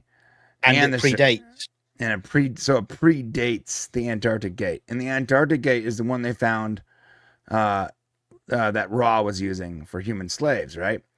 Yeah. That means that gate was brought here by the Goa'uld to utilize humans as slaves, right? Yeah. That other gate was left here by the original gate builders way before the Goa'uld got here. Well, track this real quick. A lot of things here. A, the DHD is really important because DHD we didn't have access to a DHD initially. The DHD makes that gate take priority over our gate. Also, if the Goa'uld dropped the Egyptian gate here, the one we're using, that means the Goa'uld can get here via ships. Yeah. Okay.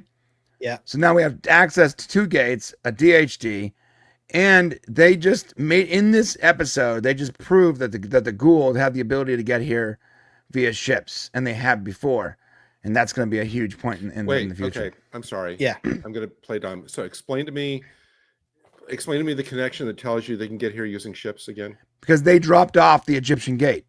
Yeah. So that Now, yeah, this it takes a long time to get here with ships. Okay. Yeah. So they're establishing, Gary, All right. that initially in this episode they've established that you've got the Antarctica gate that they've Right. just discovered Right. predates the SGC gate Right. that the Goa'uld brought there. So essentially, it's establishing the fact that the Goa'uld obviously didn't originate on Earth, Right. but they brought the gate here to be The able Egyptian to use gate. it. Yeah. So For like in slaves. the movie Stargate, you see the ship landing. Right. So they got starships. So that's an important thing. Obviously, we saw a hint of one last week as well. And also what this is saying, and I really, really want to talk about this, but I'm not going to do it to Gary. I might have to just message you and anyone who wants to message me about it. But that Antarctica gate they found, that with the DHD is basically saying all this way back to say that is the primary gate on Right. Earth, not the Right. SGC gate. Get that. And yes. that leads in to so much more in the future. And how the about question this? I have, yeah, Real quick. That means at one point, and we know this, and the Antarctic wasn't covered in ice. Wait, did the Goa'uld know about the Antarctic gate? Oh, Well, they had to. Why would they then bring another? Why would they then bring another one? Because it was buried. well that is a very good question, Gary, because we're trying not to add any spoilers in. Later on in the history of the Stargate shows, that base and McMurdo establishes about that gate, that Antarctica gate. Yeah, it's hard. It's really hard to say anything without really spoiling. Yeah. Do they answer that question? And if they knew about Yes. the Antarctic gate, why then would they bring and bury another one? Well, no, they discovered that after they dropped off the gate. It's implied, but the question it asks for me, and I can't talk too much about it right now, is the You fact. want me to take off my? Yeah, I can no, take it's off fine. my headphones if you guys want to No, talk no, it's about fine. it. No, this is actually a big deal. Though, like one of the biggest events in this entire series is tied to that gate. And if he tells you more, it's gonna ruin. And I'm cool. I usually am cool at ruining shit for you, Gary, but not this. Yeah. This is too cool. Yeah. But I will say, Okay. I've never really thought actually about the fact, and I've always overlooked it about. Yeah, there's too many spoilers. About a Jaffa being there, right? Because that's a question I've never really thought through. No. But we will get there. What if the Jaffa was coming to the Egyptian gate, and the same exact thing happened, and he got routed to the other gate via the ice, and got stuck in the ice? Yeah. Same exact way. What if the same shit happened to him?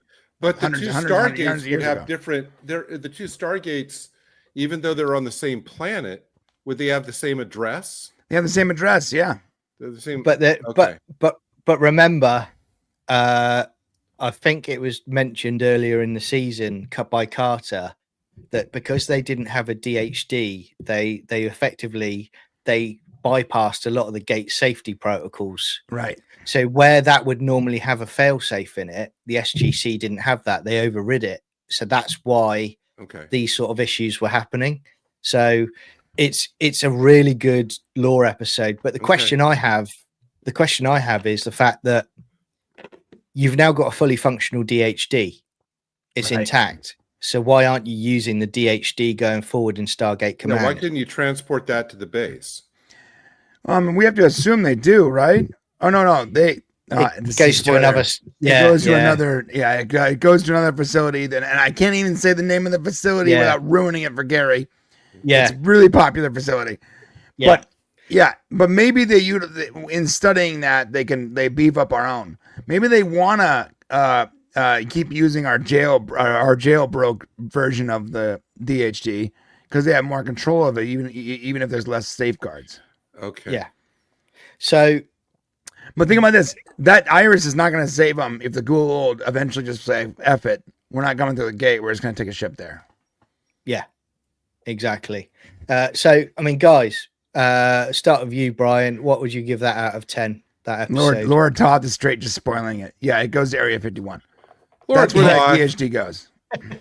How dare you? Yeah. It So, goes to Area 51. No, he's being a good guy. He says that there's so many spoilers. If there's basically they're saying if you say anything else, it'll be a huge spoiler. Yeah, we have to stop talking about this. This Yeah, episode yeah, is way Thank too you. important. And Thanks it's not for- just it's thanks not for just important for this protecting me, season. Lord Thoth. Next season, Yeah. it's important for like 4 seasons. This episode establishes so much. it does. It's crazy. Yeah. While, And now while, he's while saying that- growing the character of Carter Yeah. and Colonel O'Neill. Yeah. And now, Teal'c, and showing the resolve of the Hey, Stephanie. of the general, and showing the resolve of Daniel Jackson. Like this characters grow so much in this episode. And we know Yeah. that now we know that the General Hammond gives up too early. yeah. But you can tell No, I'm you kidding. you now understand why it was written by Brad Wright as well. Oh yeah. Right. You He's know. got to write. He's got to write these episodes. Yeah. I mean, so Brian, starting with you, what would you give that score out of 10? That episode out of 10? Oh, 9 out of 10. It's too important. By the way, Yeah. Juliet says Antarctica became covered in ice 34 million years ago. I don't remember how long it was for the gate builders that were here. Maybe that was that long ago. Yeah, it's a long time. Long Right. time. I mean, they established in the Destiny series that it's been millions and millions of years. Yeah. And Gary, out of 10? I give it an 8. It's a good one. I mean, even if I'm not aware of the lore, I can tell, you can feel that it's, big revelations and everything. And I thought that Sam was good in this episode, and so was Daniel. Notice what they always do in Stargate is they end it, and Gary feels like they always end it too soon before they explain anything. Well, no, I was just, I was expecting some kind of like epilogue scene. Right? Yeah, they don't do No, that. you know, But, at the but end. they, What but if- this is before we- the beauty of how you get Gary. You'll get, they won't talk about it like next episode. You'll wait a while, but then it'll come back full throttle. John, after you give us your rating, I want you guys to respond to Christopher's. Lord Todd said this is Comment. 5 seasons of Touchstones. He's 100% right. Yeah. I mean, for me, I'll give it an 8 out of 10. I do enjoy the episode, but again, it's because of the lore element to it. Right. I always, For me, it's all about. I always get excited when I watch this because, again, just like we talked about the last episode, I know what's to come. But every time I watch this episode, I'm like, oh, I so want to just rush through and get to other stuff, But that's when you're watching a really good series. This just reminds me about how much I love that one finale we're gonna get to. That is, Yes, it's so far away right now. exactly. What do you think about Christopher's comment? He says Laura is good, but it's boring.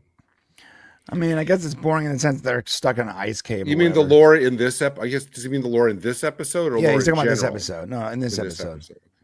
This episode Yeah, might be a little boring. I was fascinated with the lore the entire time. Yeah, I mean, I always enjoyed it from the first time we're watching it, but I can get that if you were watching it for the first time, you're not going to pick up on a lot of it. You're This just episode gonna affects have a standard episode. this episode affects a complete a series that does a different series. This episode affects the spin-off series that happens in 8 seasons. Like, Yeah, it's wild. No, I could. Yeah. Yeah, no, it was good. I'm not giving it a high score. Just give it a high score. I thought this was a good episode. Right. Yeah. Gary, I just want to say, once we've gone through all these reviews, the next thing we're going to do is we're going to make you watch every episode again, back That's to fine back, with all the me. way through, right to the end. That's fine And then with me. we're going to record you going, you bastards. You could No, have you know told what? us. I was, in just kind of looking at a lot of the comments in the chat about like, the way they set up, and that's like good writing. I was just thinking, John, I said, well, boy, you can tell like this is not written by who, because everybody is talking about the quality of the writing. Right. Yeah, there's no giant dog sat on a TARDIS in this one, I can That's promise right. you, There's no there's no bone skeletons in this one.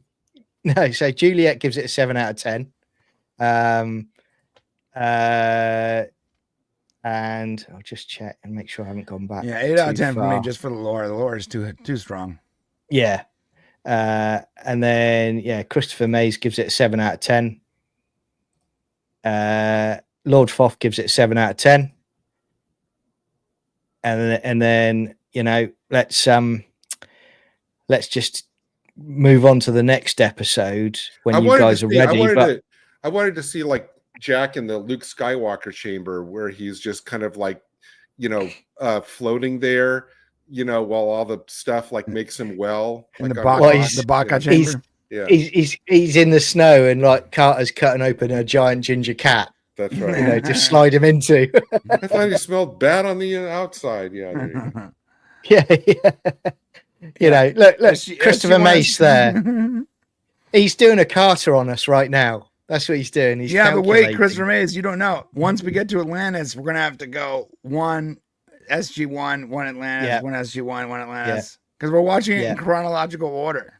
Yeah, that's going to be a caffeine-rich era when we get to that point. Yeah, so after season 1, we're going to go back to 2 episodes a week. 3 is a lot, but we got to get through season 1 because season 2 is where I think the fun really starts. So yeah, and it was good. I like the other thing I liked about this episode. The reason I gave it a good solid rating is because it was a character study. It was obviously, as you guys were saying, a mythology episode, but it was a good mystery because Daniel was like actually deducing and eliminating possibilities, eliminating variables, and coming up with a really, really clever solution. And I like those kind of mystery episodes. I do think it's a good episode where you do see Daniel working it out because, Carter's not there, because if Carter was there, it would have been Carter coming up with that solution, but it's good to see Daniel doing that. Yeah, this did a better job with Daniel. He wasn't walking around going, "What's that?" It's Ash, Daniel. It wasn't one of those episodes. And he fluctuates between genius and stupidity. Yeah, he does, but he gets better. Trust me, he does get better. So that was that episode. We're now moving on to our final episode of the evening. So when Brian's ready, do the countdown and I'll start the clock. In 3, 2, 1, go. Episode's called Tin Man, by the way. It's one of my favorite episodes. Yeah. Oh, that was a Next Gen episode. I've seen it already. Yes. Yeah, you've seen it. Is there flashing lights in this one? There are 4 lights. Well, no, normally the rating is because of flashing lights. So what industrial, factory did they film this place? This was filmed in a Disney backlot. Yeah. Young Kevin Feige is forming his plan for the future in the background. We're going to make a lot of good movies and we're going to make a lot of crap ones. Yeah.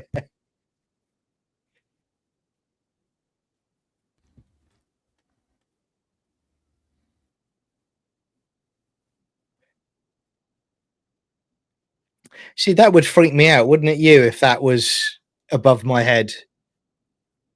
I'd be like, I'm not sure I want to stay here.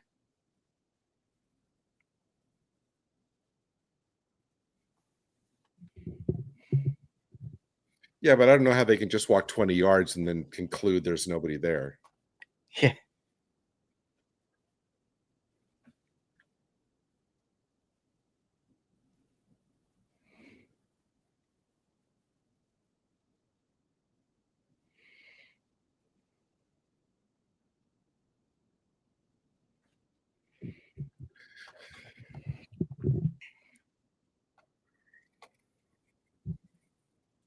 Computer.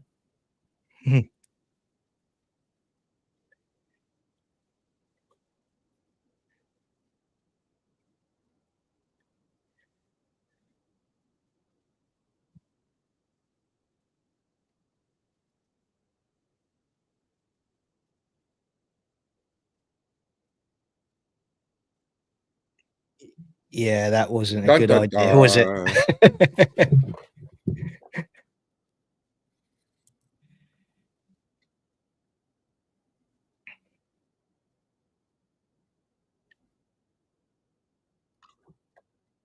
That guy's super cool. Christian Mays, yeah, it does. I thought that. He's probably playing Monkey Island on it.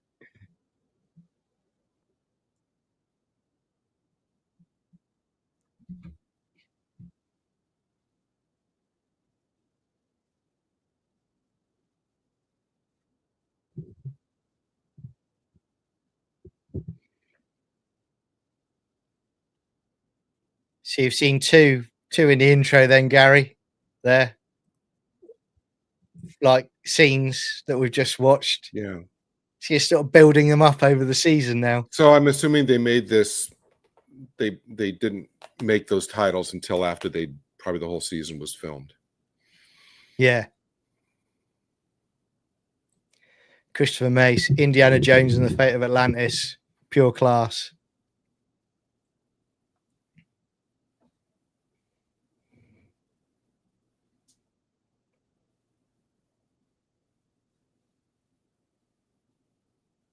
Someone undressed them.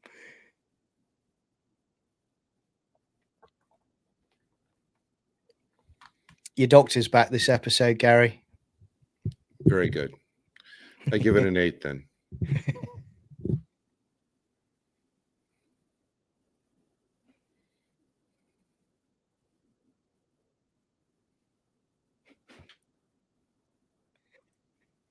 Yeah.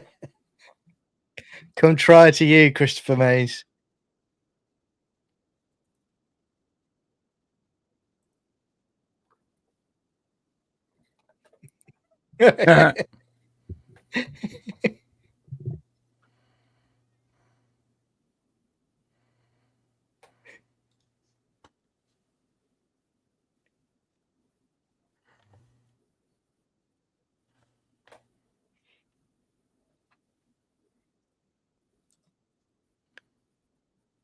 Come try her.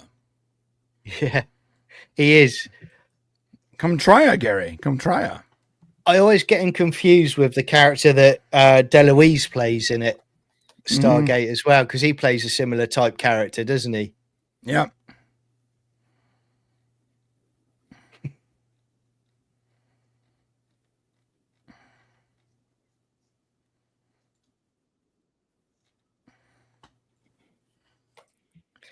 Christopher Mace, that's a very good point.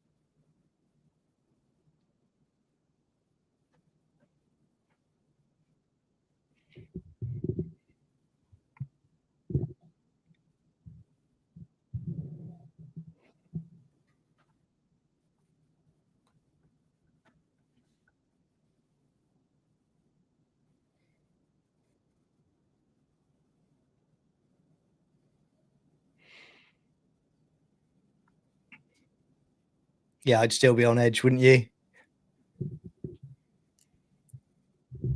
You've woken up, you've been undressed.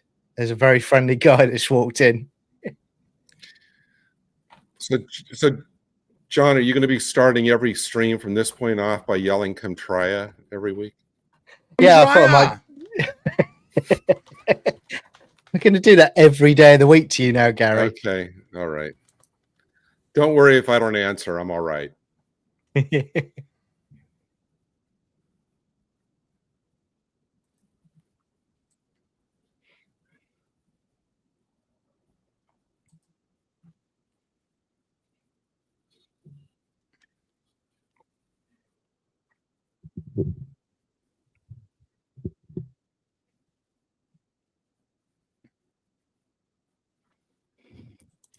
Yeah, I'm thinking the same. It's definitely.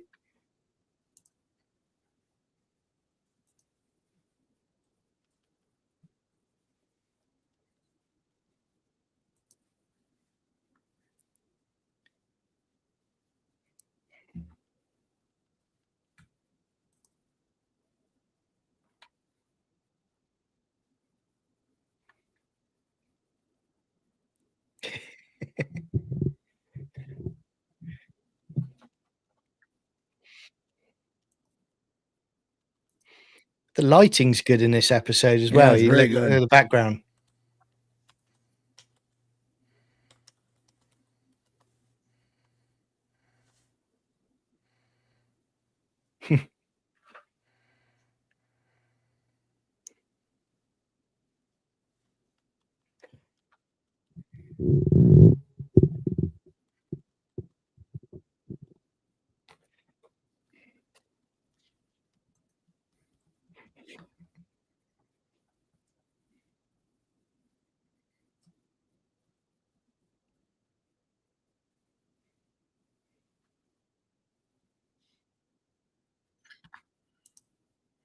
You're all Republicans now.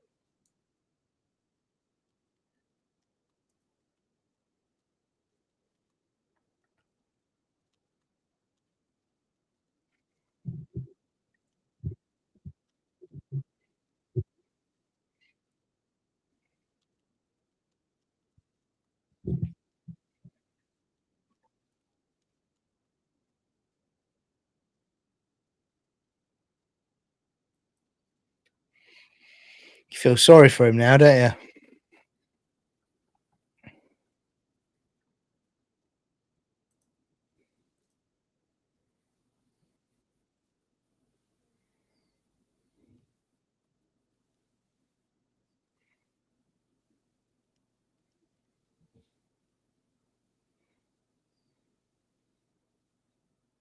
Two hearts.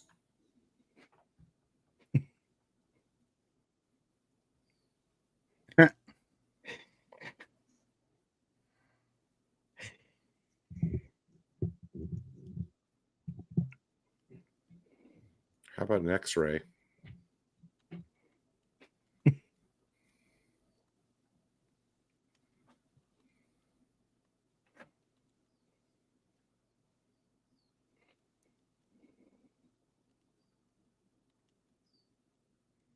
Uh.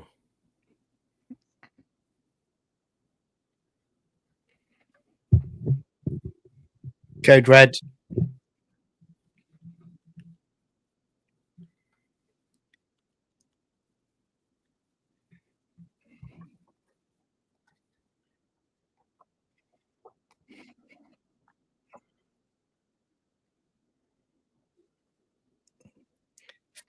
Here we go. A bit of T2.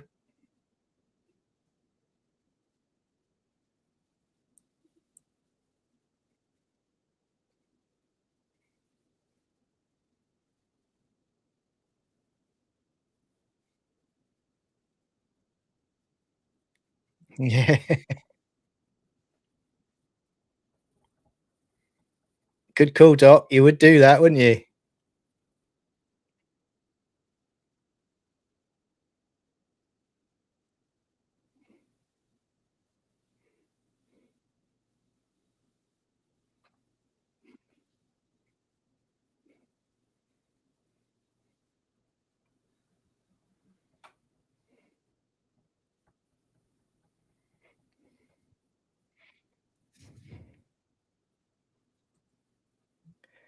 She is indeed.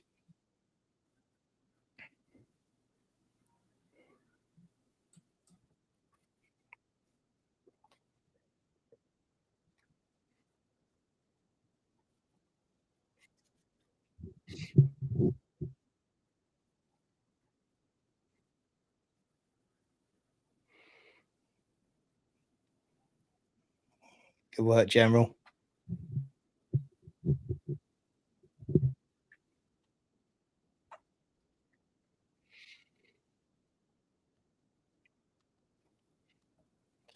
Notice they've got like 3 extra people on Teal'c. Yeah. The fucking football team.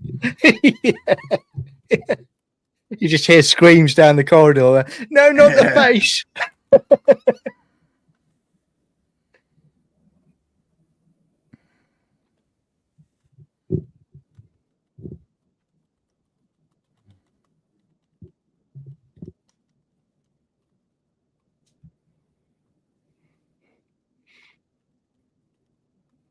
What's she talking about? Bumping them off now?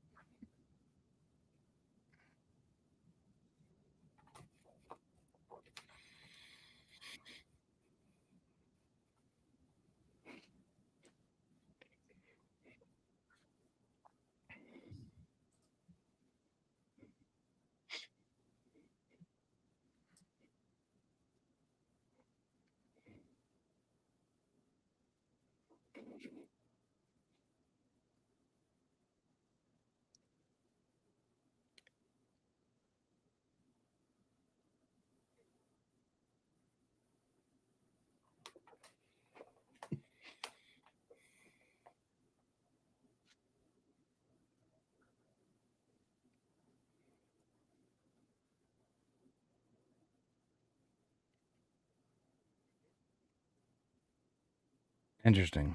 Yeah.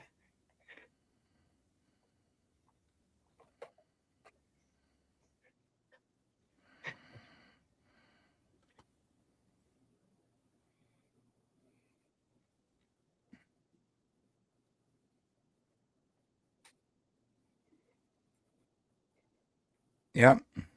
Mm. A visit from Maybourne.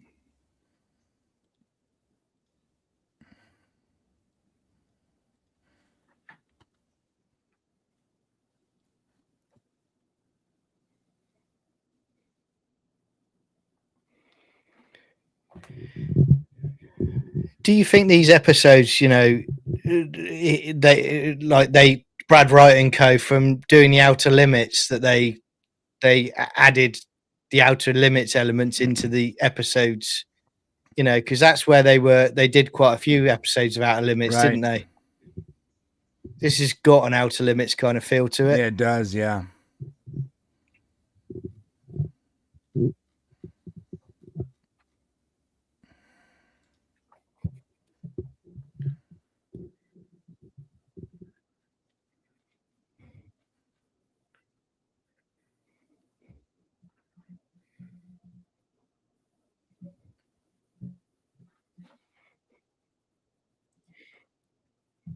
Yeah, we got some good ones to come, Christopher Mace.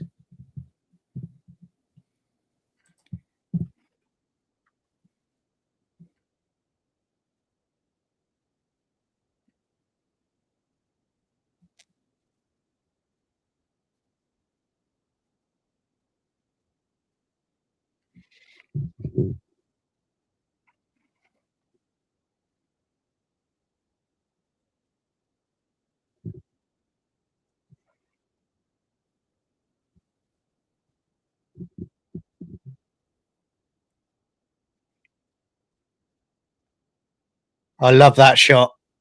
Yeah, that's very cool.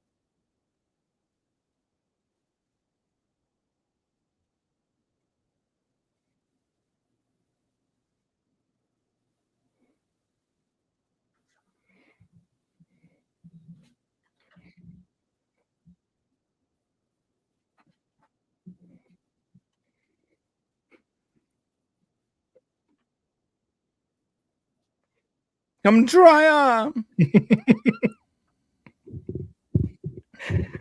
I just love how more and more Jack gets irritated by him throughout this episode.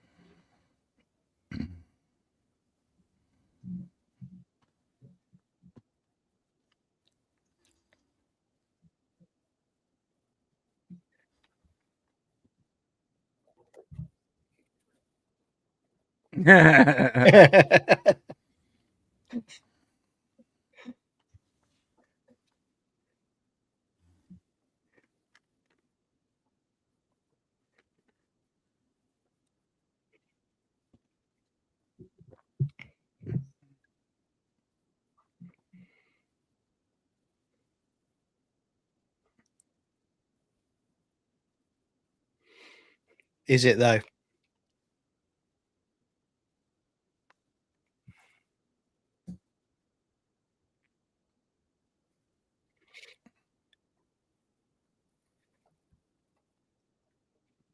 But it's interesting that the Goa'uld haven't found this planet, so it's almost like a race against time of Right. whether SGC or whether the Goa'uld get to each planet, because the Goa'uld are clearly working their way around a gate system as well, aren't they? Right.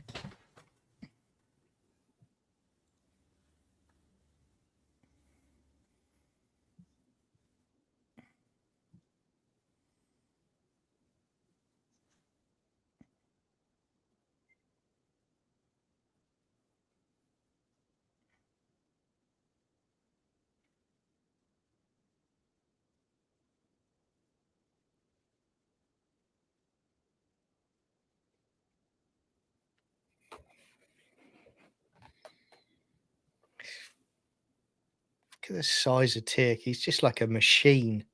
Well, he's literally a machine, but Yeah, it's a literal machine now. yeah.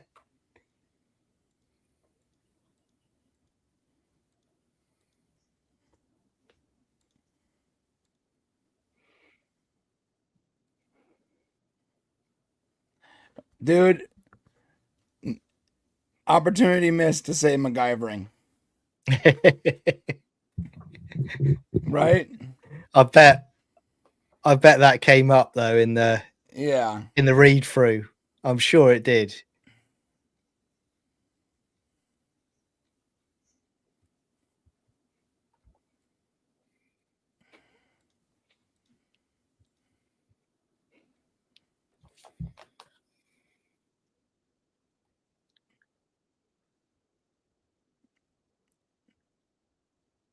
I'm not gonna damage them. Yeah.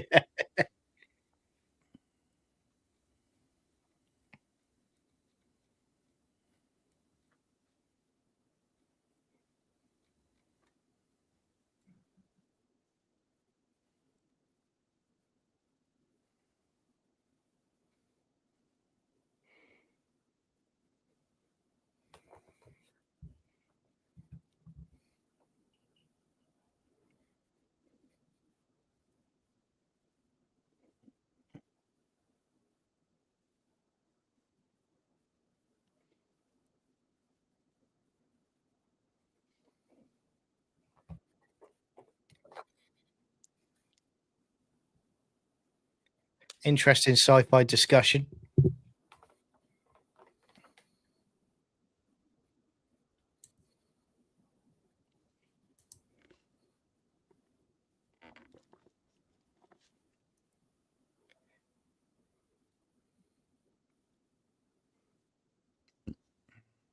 Yeah, that's not a good sign, is it? He just walked away. Yeah, yeah.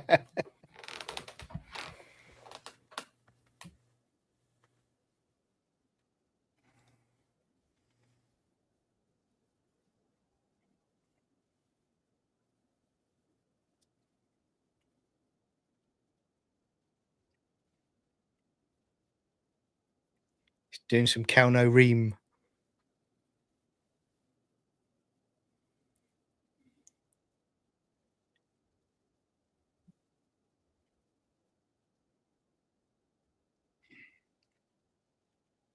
Oh. Uh-oh. I bet you Yeah. they've never duplicated a Jaffa with a Goa'uld. With Junior.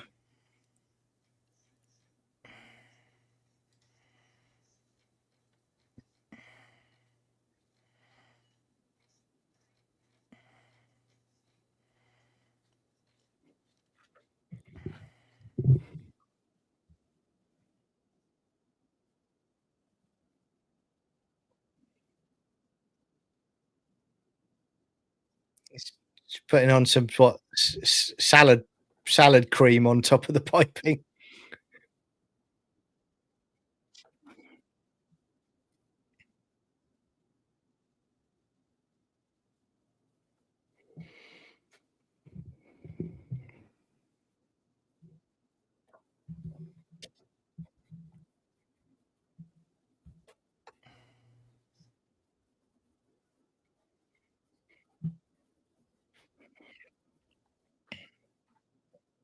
But again, imagine if a nefarious element of the military got hold of the tech on this planet, Right.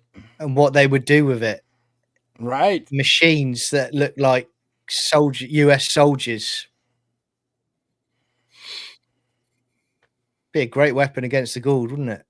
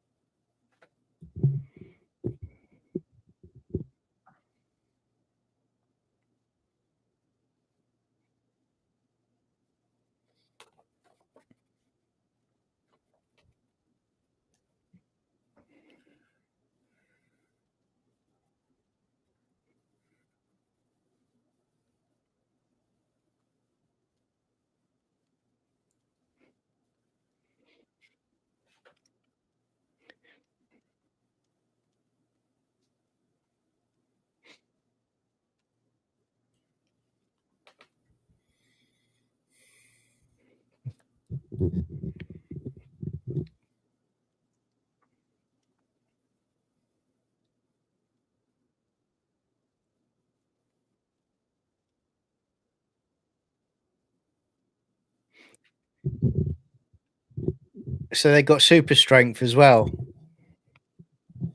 Yep.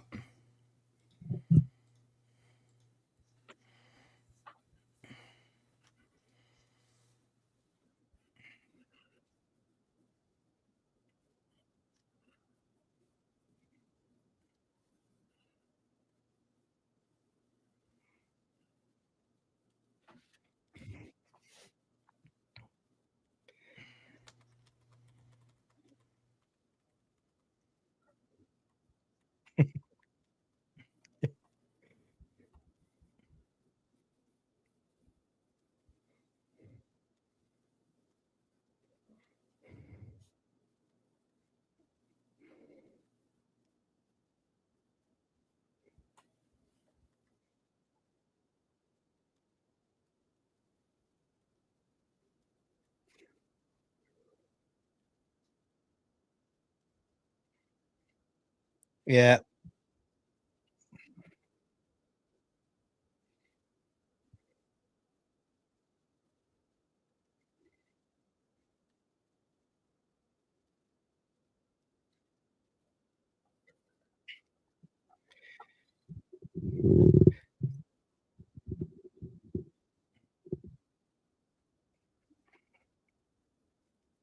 Look at that gaming rig.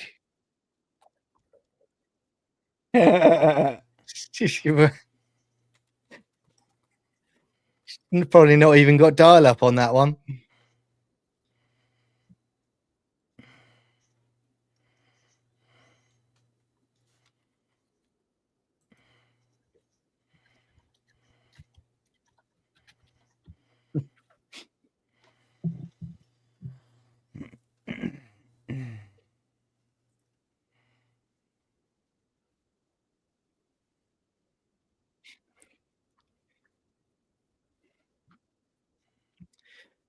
So is Carter super intelligent now because she was intelligent before, and now she's got the speed, the mental speed of a robot? Is she even cleverer? She must be. Mm.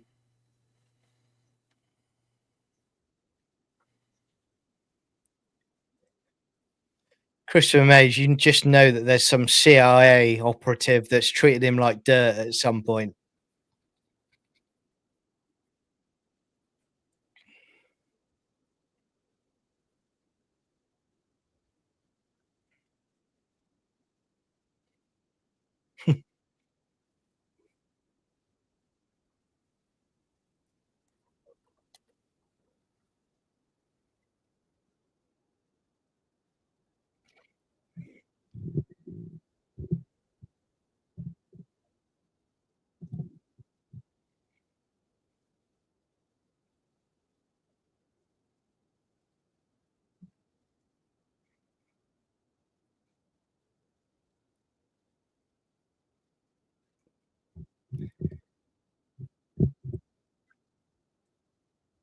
Whoa. Yeah.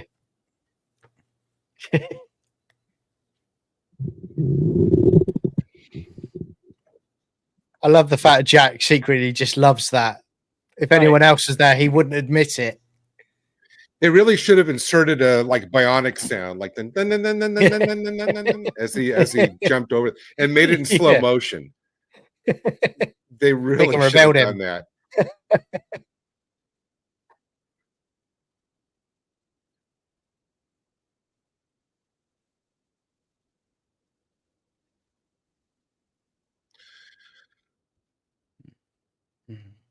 This is also lore building, FYI. Yeah.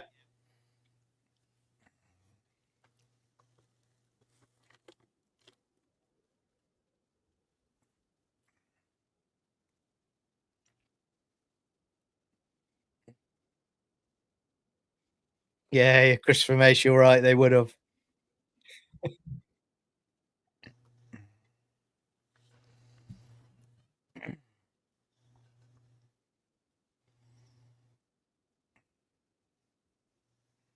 I always remember the anniversary episode, and they actually referenced Doctor Who in it. Yep.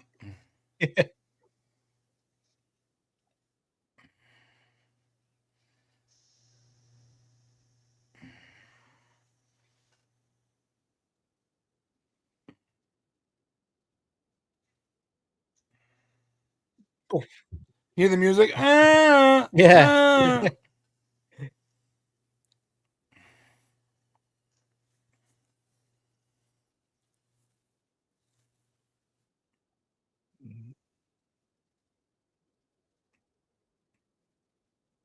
that. Yeah, you're not winning that one, are you? Really? No.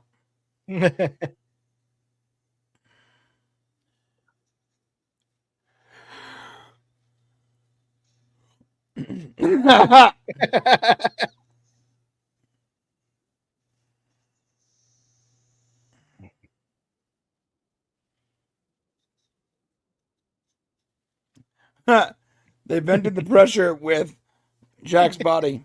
Yeah.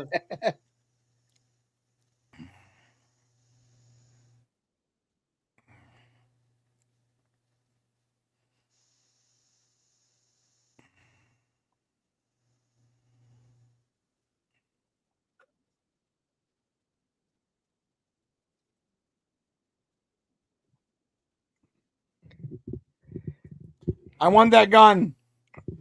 Bring That's it home. cool, isn't it? But again, you know, Maybourne or someone would be after that tech. Yeah.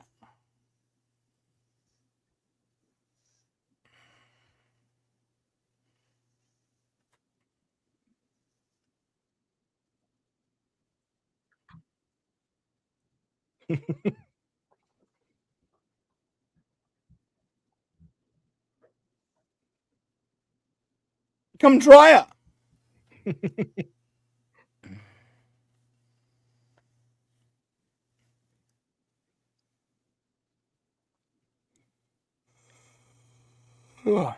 Yeah, I agree with Lord Foth. Thanks for everyone for joining us tonight. Yeah, it's always awesome. good having you. It's good to have so many people that love Stargate as much as me and Brian do. Yeah. Gary's building it. That love each week, you can tell. There's 11 people watching, but they're not in Discord, so they must be syncing up with like Amazon or something. We should probably start putting a note on the screen as to what episode we're watching. Yeah, good idea. We've got 21 according to mine at the moment. I think some are watching on X. Yeah. Okay. So X and YouTube. I see 11 on YouTube. Yeah. Yeah. Right now we're watching Tin Man, guys. Tin Man, episode 18. Yeah. Christopher Mace.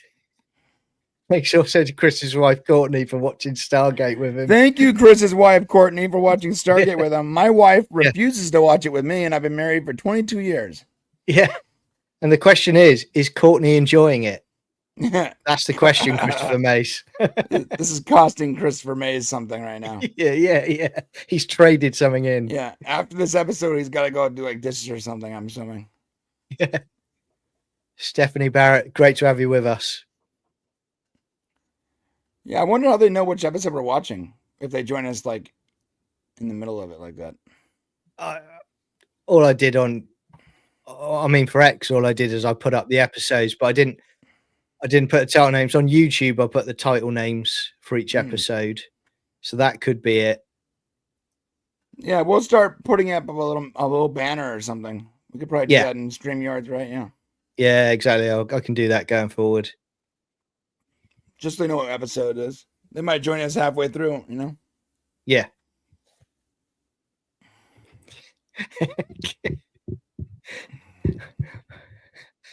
Lots of lies. That would be freaky.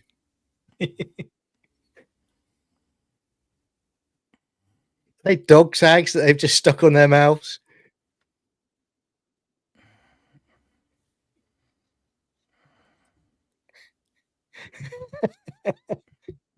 Well, snoring is an acceptance that they enjoy it, Lord Foff. My wife went to a funeral. She's like, I'd rather go to a funeral than watch Stargate with you.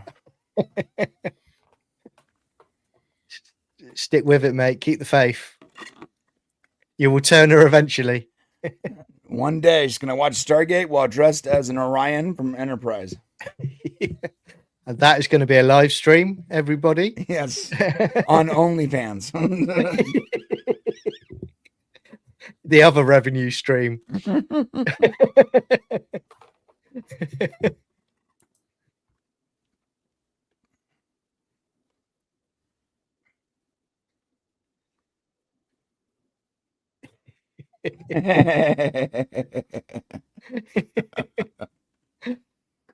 Thank you for joining us, Courtney. Yeah. Courtney, you've chosen Harry Potter over Stargate. Unbelievable. Harry Potter is just another version of Star Wars, if you guys didn't know that. Same exact story format, character format as Star Wars. Although Star Wars is the same as Wizard of Oz, so I guess the story format doesn't really change that often. Yeah. Throwing a bit of Flash Gordon. Yeah. Got a lot of Flash Gordon.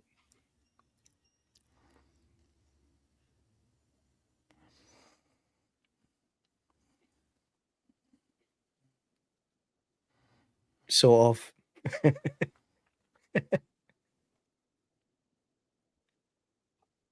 I was trying to think the other day how many times I've watched these episodes in my lifetime, and I lost count at over 100. Wow. Yeah.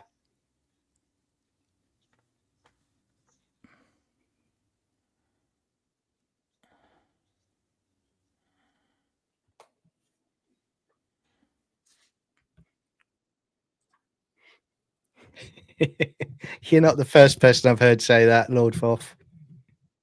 Yeah. I love Jason Momoa in that series.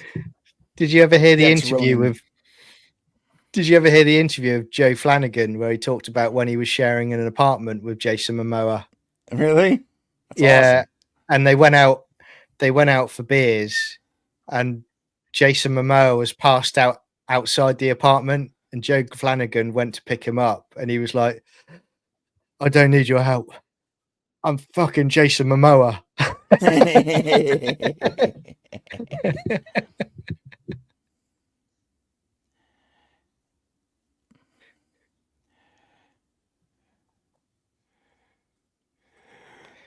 Yeah, you know you got a good show, Stephanie Barrett, where you lose count of how many times you've watched the episodes. I actually think I've probably watched it more than Next Gen Stargate.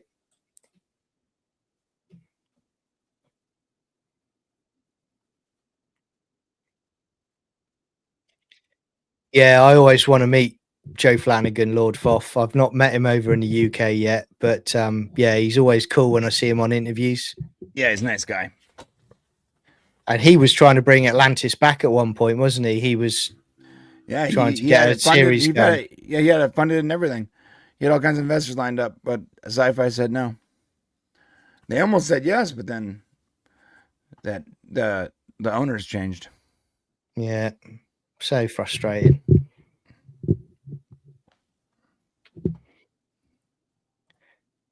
Is that right, Christopher Mays? He was a speechwriter for George H.W. Bush. I didn't know that. No.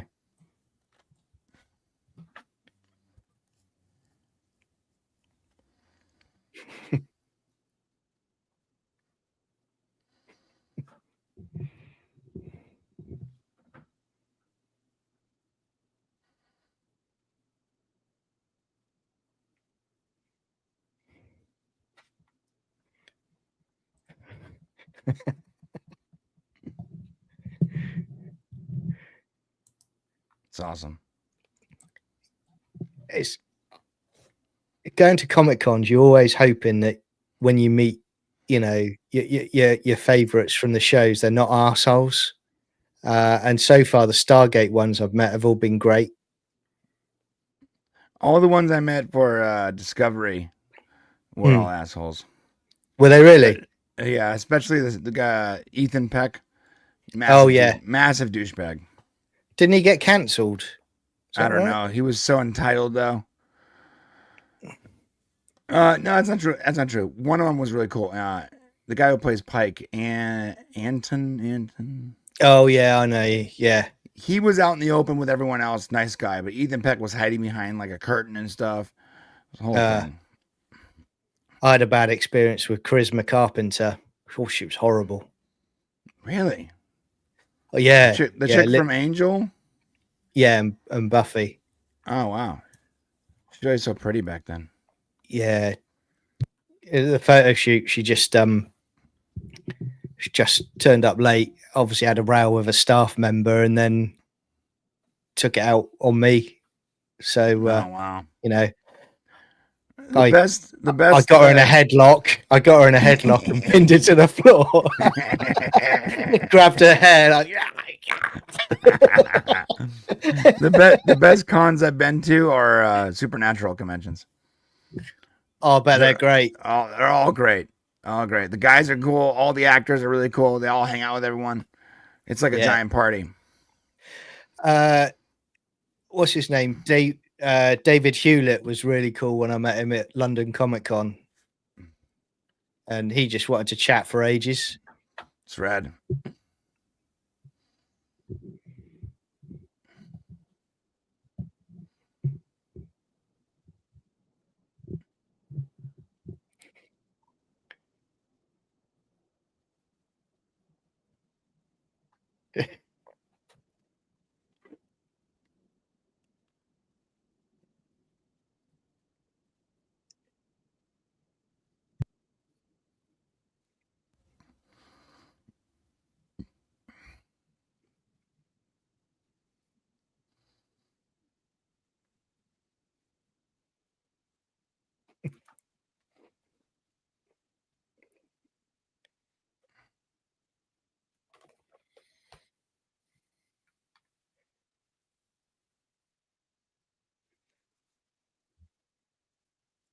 I was gutted, Lord Hoff. I never got to meet Richard Hatch. I always heard really good things about him, and I always loved him talking about trying to resurrect Galactica. Mm-hmm. And when he was involved with Axanar at one point, wasn't he? I think. Yeah, he was.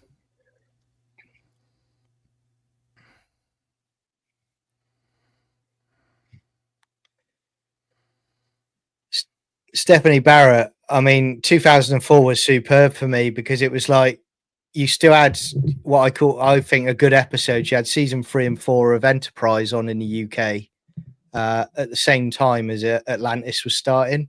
So I was getting my, in Galactica, they'd just done the mini series. So I was getting my sci-fi fix all the time in the UK. It was great. So, guys, starting with you, Brian, what would you give that out of 10? That's a great episode. I would say 7 out of 10 because there was a little bit of mystery there. I also like that, this is not, this is a plot point that we get to see in the future at some point, however minor. And knowing that there's another team out there in the ether is sort of rad. Nowadays, that would be used as some kind of like emergency break glass, break glass in case of emergency writing tool, just in case they killed someone off by accident or whatever, or if they wanted to shock the audience and still bring the character back, Yeah, but that's not what they did here. They actually did like a classic sort of sci-fi story that they pay off later on too. Yeah. Gary?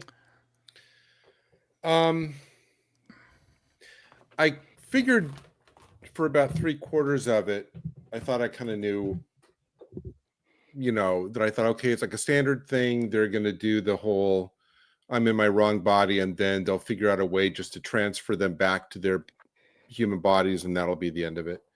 But then when they switched it up to where, no, they were the copies, then I started flashing to that Voyager episode where at the end, the crew you think you've been watching for the whole episode turn out to be like the replicants, and the whole ship melts or whatever, and we realize we've been watching a copy all the way throughout. That was a great episode. It kind of reminded me of that. Was it Demon? I think that was Demon. That was a great episode. They were trying to get back. Remember, they're trying to get back to the planet before the ship melts. And it's funny, as viewers, we all thought they would make it. Yes, absolutely. And they didn't make it, and their entire existence was completely meaningless. Like even the original Voyager, the actual Voyager proper, they picked it up on their sensors for just a second, and they just saw it. They thought it was like a sensor echo. Yeah. So like that entire crew just had no meaning. That was such a it's a very nihilistic. In retrospect, it's a very nihilistic episode. So I started thinking, okay, it's that, and then we're going to end the episode with both of them existing, and then I thought at one point, okay, the guy created them like that basically so he can have like work crew to help him out on the planet. Yeah. And so in that sense, it wasn't, I was kind of like spent a lot of time kind of comparing it to something else I'd seen. So I'm going to give it a 6. Yeah. I'll give it a 6 out of 10 as well. I think it's a very slow episode, but I like, as Brian was saying, that it pays off later on. Yeah, it really does. I like what they're building there. It's this is what I really love about Stargate. They do set things up that pay off later on really well. Right. And again, as we said on the other episodes, Gary, it's different for you because you're watching it literally one episode at a time. Yeah, your guys' ratings, unless I'm wrong, you're kind of you have a very important factor in your rating of how does this tie into what is this building towards. So you guys are rating these with a factor that I'm you're seeing it with a clean slate. I'm just looking at them as like self-contained narratives at this point. But again, it's funny when we say, about building for season 1, as you're getting closer and closer to the end of season 1, they do start putting in a lot more stuff that they're setting up for later seasons. Right. And then as Brian was alluding to earlier, season 2, it just accelerates. Yep. But if you guys were to tell me now, these Harlan and these replicas, this is the only time you ever see them, I wouldn't be surprised at that either, because it kind of felt like a self-contained. Well, I think you're right, and I think even from a storytelling point of view, I mean, when you're talking logically, you think to yourself, right, okay, well, you've got a planet of effectively you've got these robots. Okay. What would those robots do if they decided to go up against the Goa'uld and the Jaffa? Right. You know, that is, you know, that's something that a writer, you know, in a writer's room would be going, oh, that would be an interesting thing to delve into, you know. But since they can never leave the planet, at one point I'm thinking, okay, well, could they ever kind of go back to Earth and that some emergency? But I think no, because they can't go away from the power source. And that is why I said earlier in the episode, I said, is Carter super smart now because she was intelligent before? And obviously now she's in a robot mind. She's even smarter. She's quicker at doing stuff. So that will all play out. And, you know, we'll get to that one. I think for me, season 1 is just, you know, I can't believe we're almost at the end of season 1. What is it? We got 3 episodes left. 3 episodes left. There, the episodes are There But for the Grace of God, and they're bangers, which is cool. Episode 20 is Politics, banger. Episode 21, Within the Serpent's Grasp, the very first finale we get with real stakes, banger. Next 3 are all bangers. Yeah. So you know, they're going to be an absolute joy. I've said before from the beginning, I'm just biased anyway because I adore this show. But I'm really interested to see what Gary thinks of them when we get there. I mean, from other people in the chat, I mean, just looking through, Meravita, you know, gives it a 7 out of 10. Good episode, but wasn't one that one of her favorites, one of his favorites. Though some set up for later. Yeah, I get that. Juliet gave it a 7 out of 10. And you know, I think we've got a few other guys on there that, you know, Lord Foff gave it a 7 out of 10. Christopher Mays gave it a 7 out of 10 as well. So, you know, it's getting decent rankings again, isn't it? You know, I mean, I'm trying to think now what I would do if, and don't tell me because it would be a spoiler, what I would do is like use those replicas. I keep thinking about, like you said, okay, that Carter's super smart now.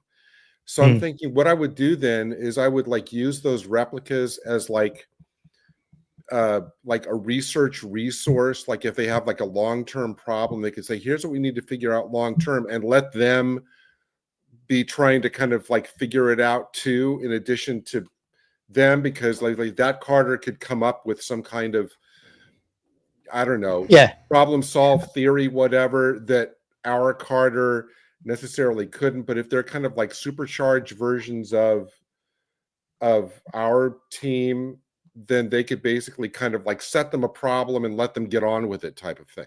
Yeah, right. I mean, I would also say as well, you know, I'm gonna do this ambiguous for Gary, you know, whether it happens or whether it doesn't happen. But you know, you've got to think as well. You imagine, like, you know, a military, you know, the CIA or the Pentagon sending in scientists to that facility, you know, and they're researching it themselves. I mean, that you know, that's an interesting concept as well, because, you know, what would that mean for Earth as well if you've suddenly got robots doing, you know, people are swapping their bodies for robots as they're getting older. You know, I mean, I wouldn't a whole new tell. can of worms. Hammond needs to bury this after action report. I mean, he needs to write it and shred it or something like that, because there's no way they can file this with the government, because the government would demand to go through the Stargate and forcibly take that facility and force Harlan to tell them how he was putting everybody, you know, copying everybody. If I was Hammond, it's like, okay, we're never speaking of this ever again. We can't let the knowledge of this particular facility get out. And I would have to think that, but giving them, the team giving them, or Hammond giving the robots, like, okay, we're having this problem. What can you do? Because those replicas with the consciousness and the memories of Jack and the abilities of like Carter and Daniel, they're not going to be Yeah. satisfied with just walking around pounding on pipes all day. So, like I said, you use them as a resource then to like do what they do, which is strategize and, you know, help our team with problems. Otherwise, it's like otherwise they're walking on that facility, you know, pounding on pipes all day. But I mean, again, just quickly, I mean, what would happen though also if you think, right, we're up against the Goa'uld and the Jafar, you know, we need to get the upper hand on it. What would happen if we sent a special forces division into that facility and copied them into robots, you know, to do missions, you know, for the SGC where they're going head to head with Jafar and the Goa'uld? That's an interesting thing in itself. Someone in the chat did say that they probably didn't think that they were going to pay this off, but that's not true. They pay this off in one of the finale. I'm trying to be careful. In one of the finales, that's all right. At the end of their 4-season buy, so they had 4 seasons that they knew they were doing 100%. So this was planned. They had already planned out 4 seasons in advance. Wow. Okay, great. And this episode ties into the finale of their run. They thought they were going to do 4 episodes before they even got picked up. So they wrote this as part of what to them is the series finale. Wow. So this was planned way in advance. They pay it off way in advance. They pay because these replicas, they do know. I mean, they do have a certain kind of shelf life. What is it, like 2 hours? 11 hours. Yeah, until they need a recharge back to the source. So basically, you could have like them as like some kind of special forces team, but they just have to get done whatever they're going to do within that time limit. Quick response team. Yeah, exactly. You know, so I mean, it's you know, it's like I say, it does have a payoff as people talk about. When we get there, you'll see what we mean, Gary. It's so funny that these of the 3 episodes, this is the one I didn't dislike it, but I would say this is the one I kind of, of the 3 we watched today. This is would be my third if I was just ranking the 3 we watched today. But this is the episode we're talking most about. Like I say, I mean, as I said during the episode, this feels more than the others to me like, you know, something that, you know, was effectively lifted or inspired from an Outer Limits episode or something like that. It's like got that feel to it or something.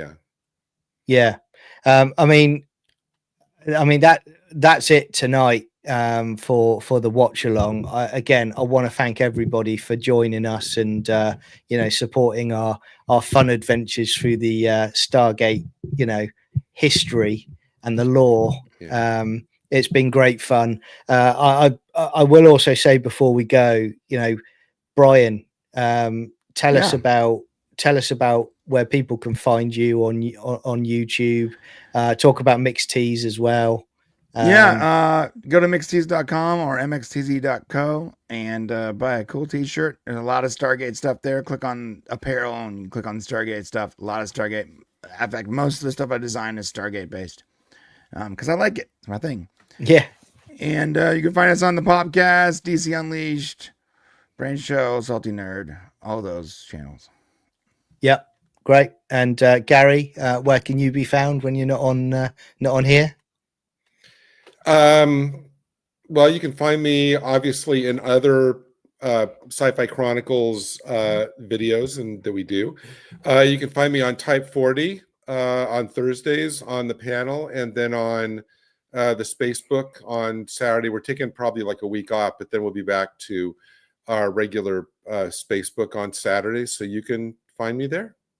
Yep. And the only other thing I'd say to everyone is just keep an eye out, because what I'm going to be doing going forward is I'm going to be doing some 15-20 minute long approximately sort of videos that are talking more about characters in the Stargate universe, alien species in the Stargate universe, talking about the lore. So I'll ban Gary from checking them out, but it's just really more stuff. Fine, I have something else to do anyway. yeah, you'll be banned, mate. You can't watch them. But no, other than that, thanks everybody for joining us. And come we'll try see you it. next week. One thing, yeah. Oh, there you go. I was hoping nobody would do that. You were waiting for that, mate. Tune in next week. One of the three of us is going to be a replica, and you'll have to figure out which one it is. It's me. Yeah, it's me. Absolutely. One of us might even have a pouch as well. Yeah. That's not going to be me. I'll be cleaning my pouch during the first episode. But no, until then, take care, everyone. We'll see you next week. Cheers, all. Bye-bye.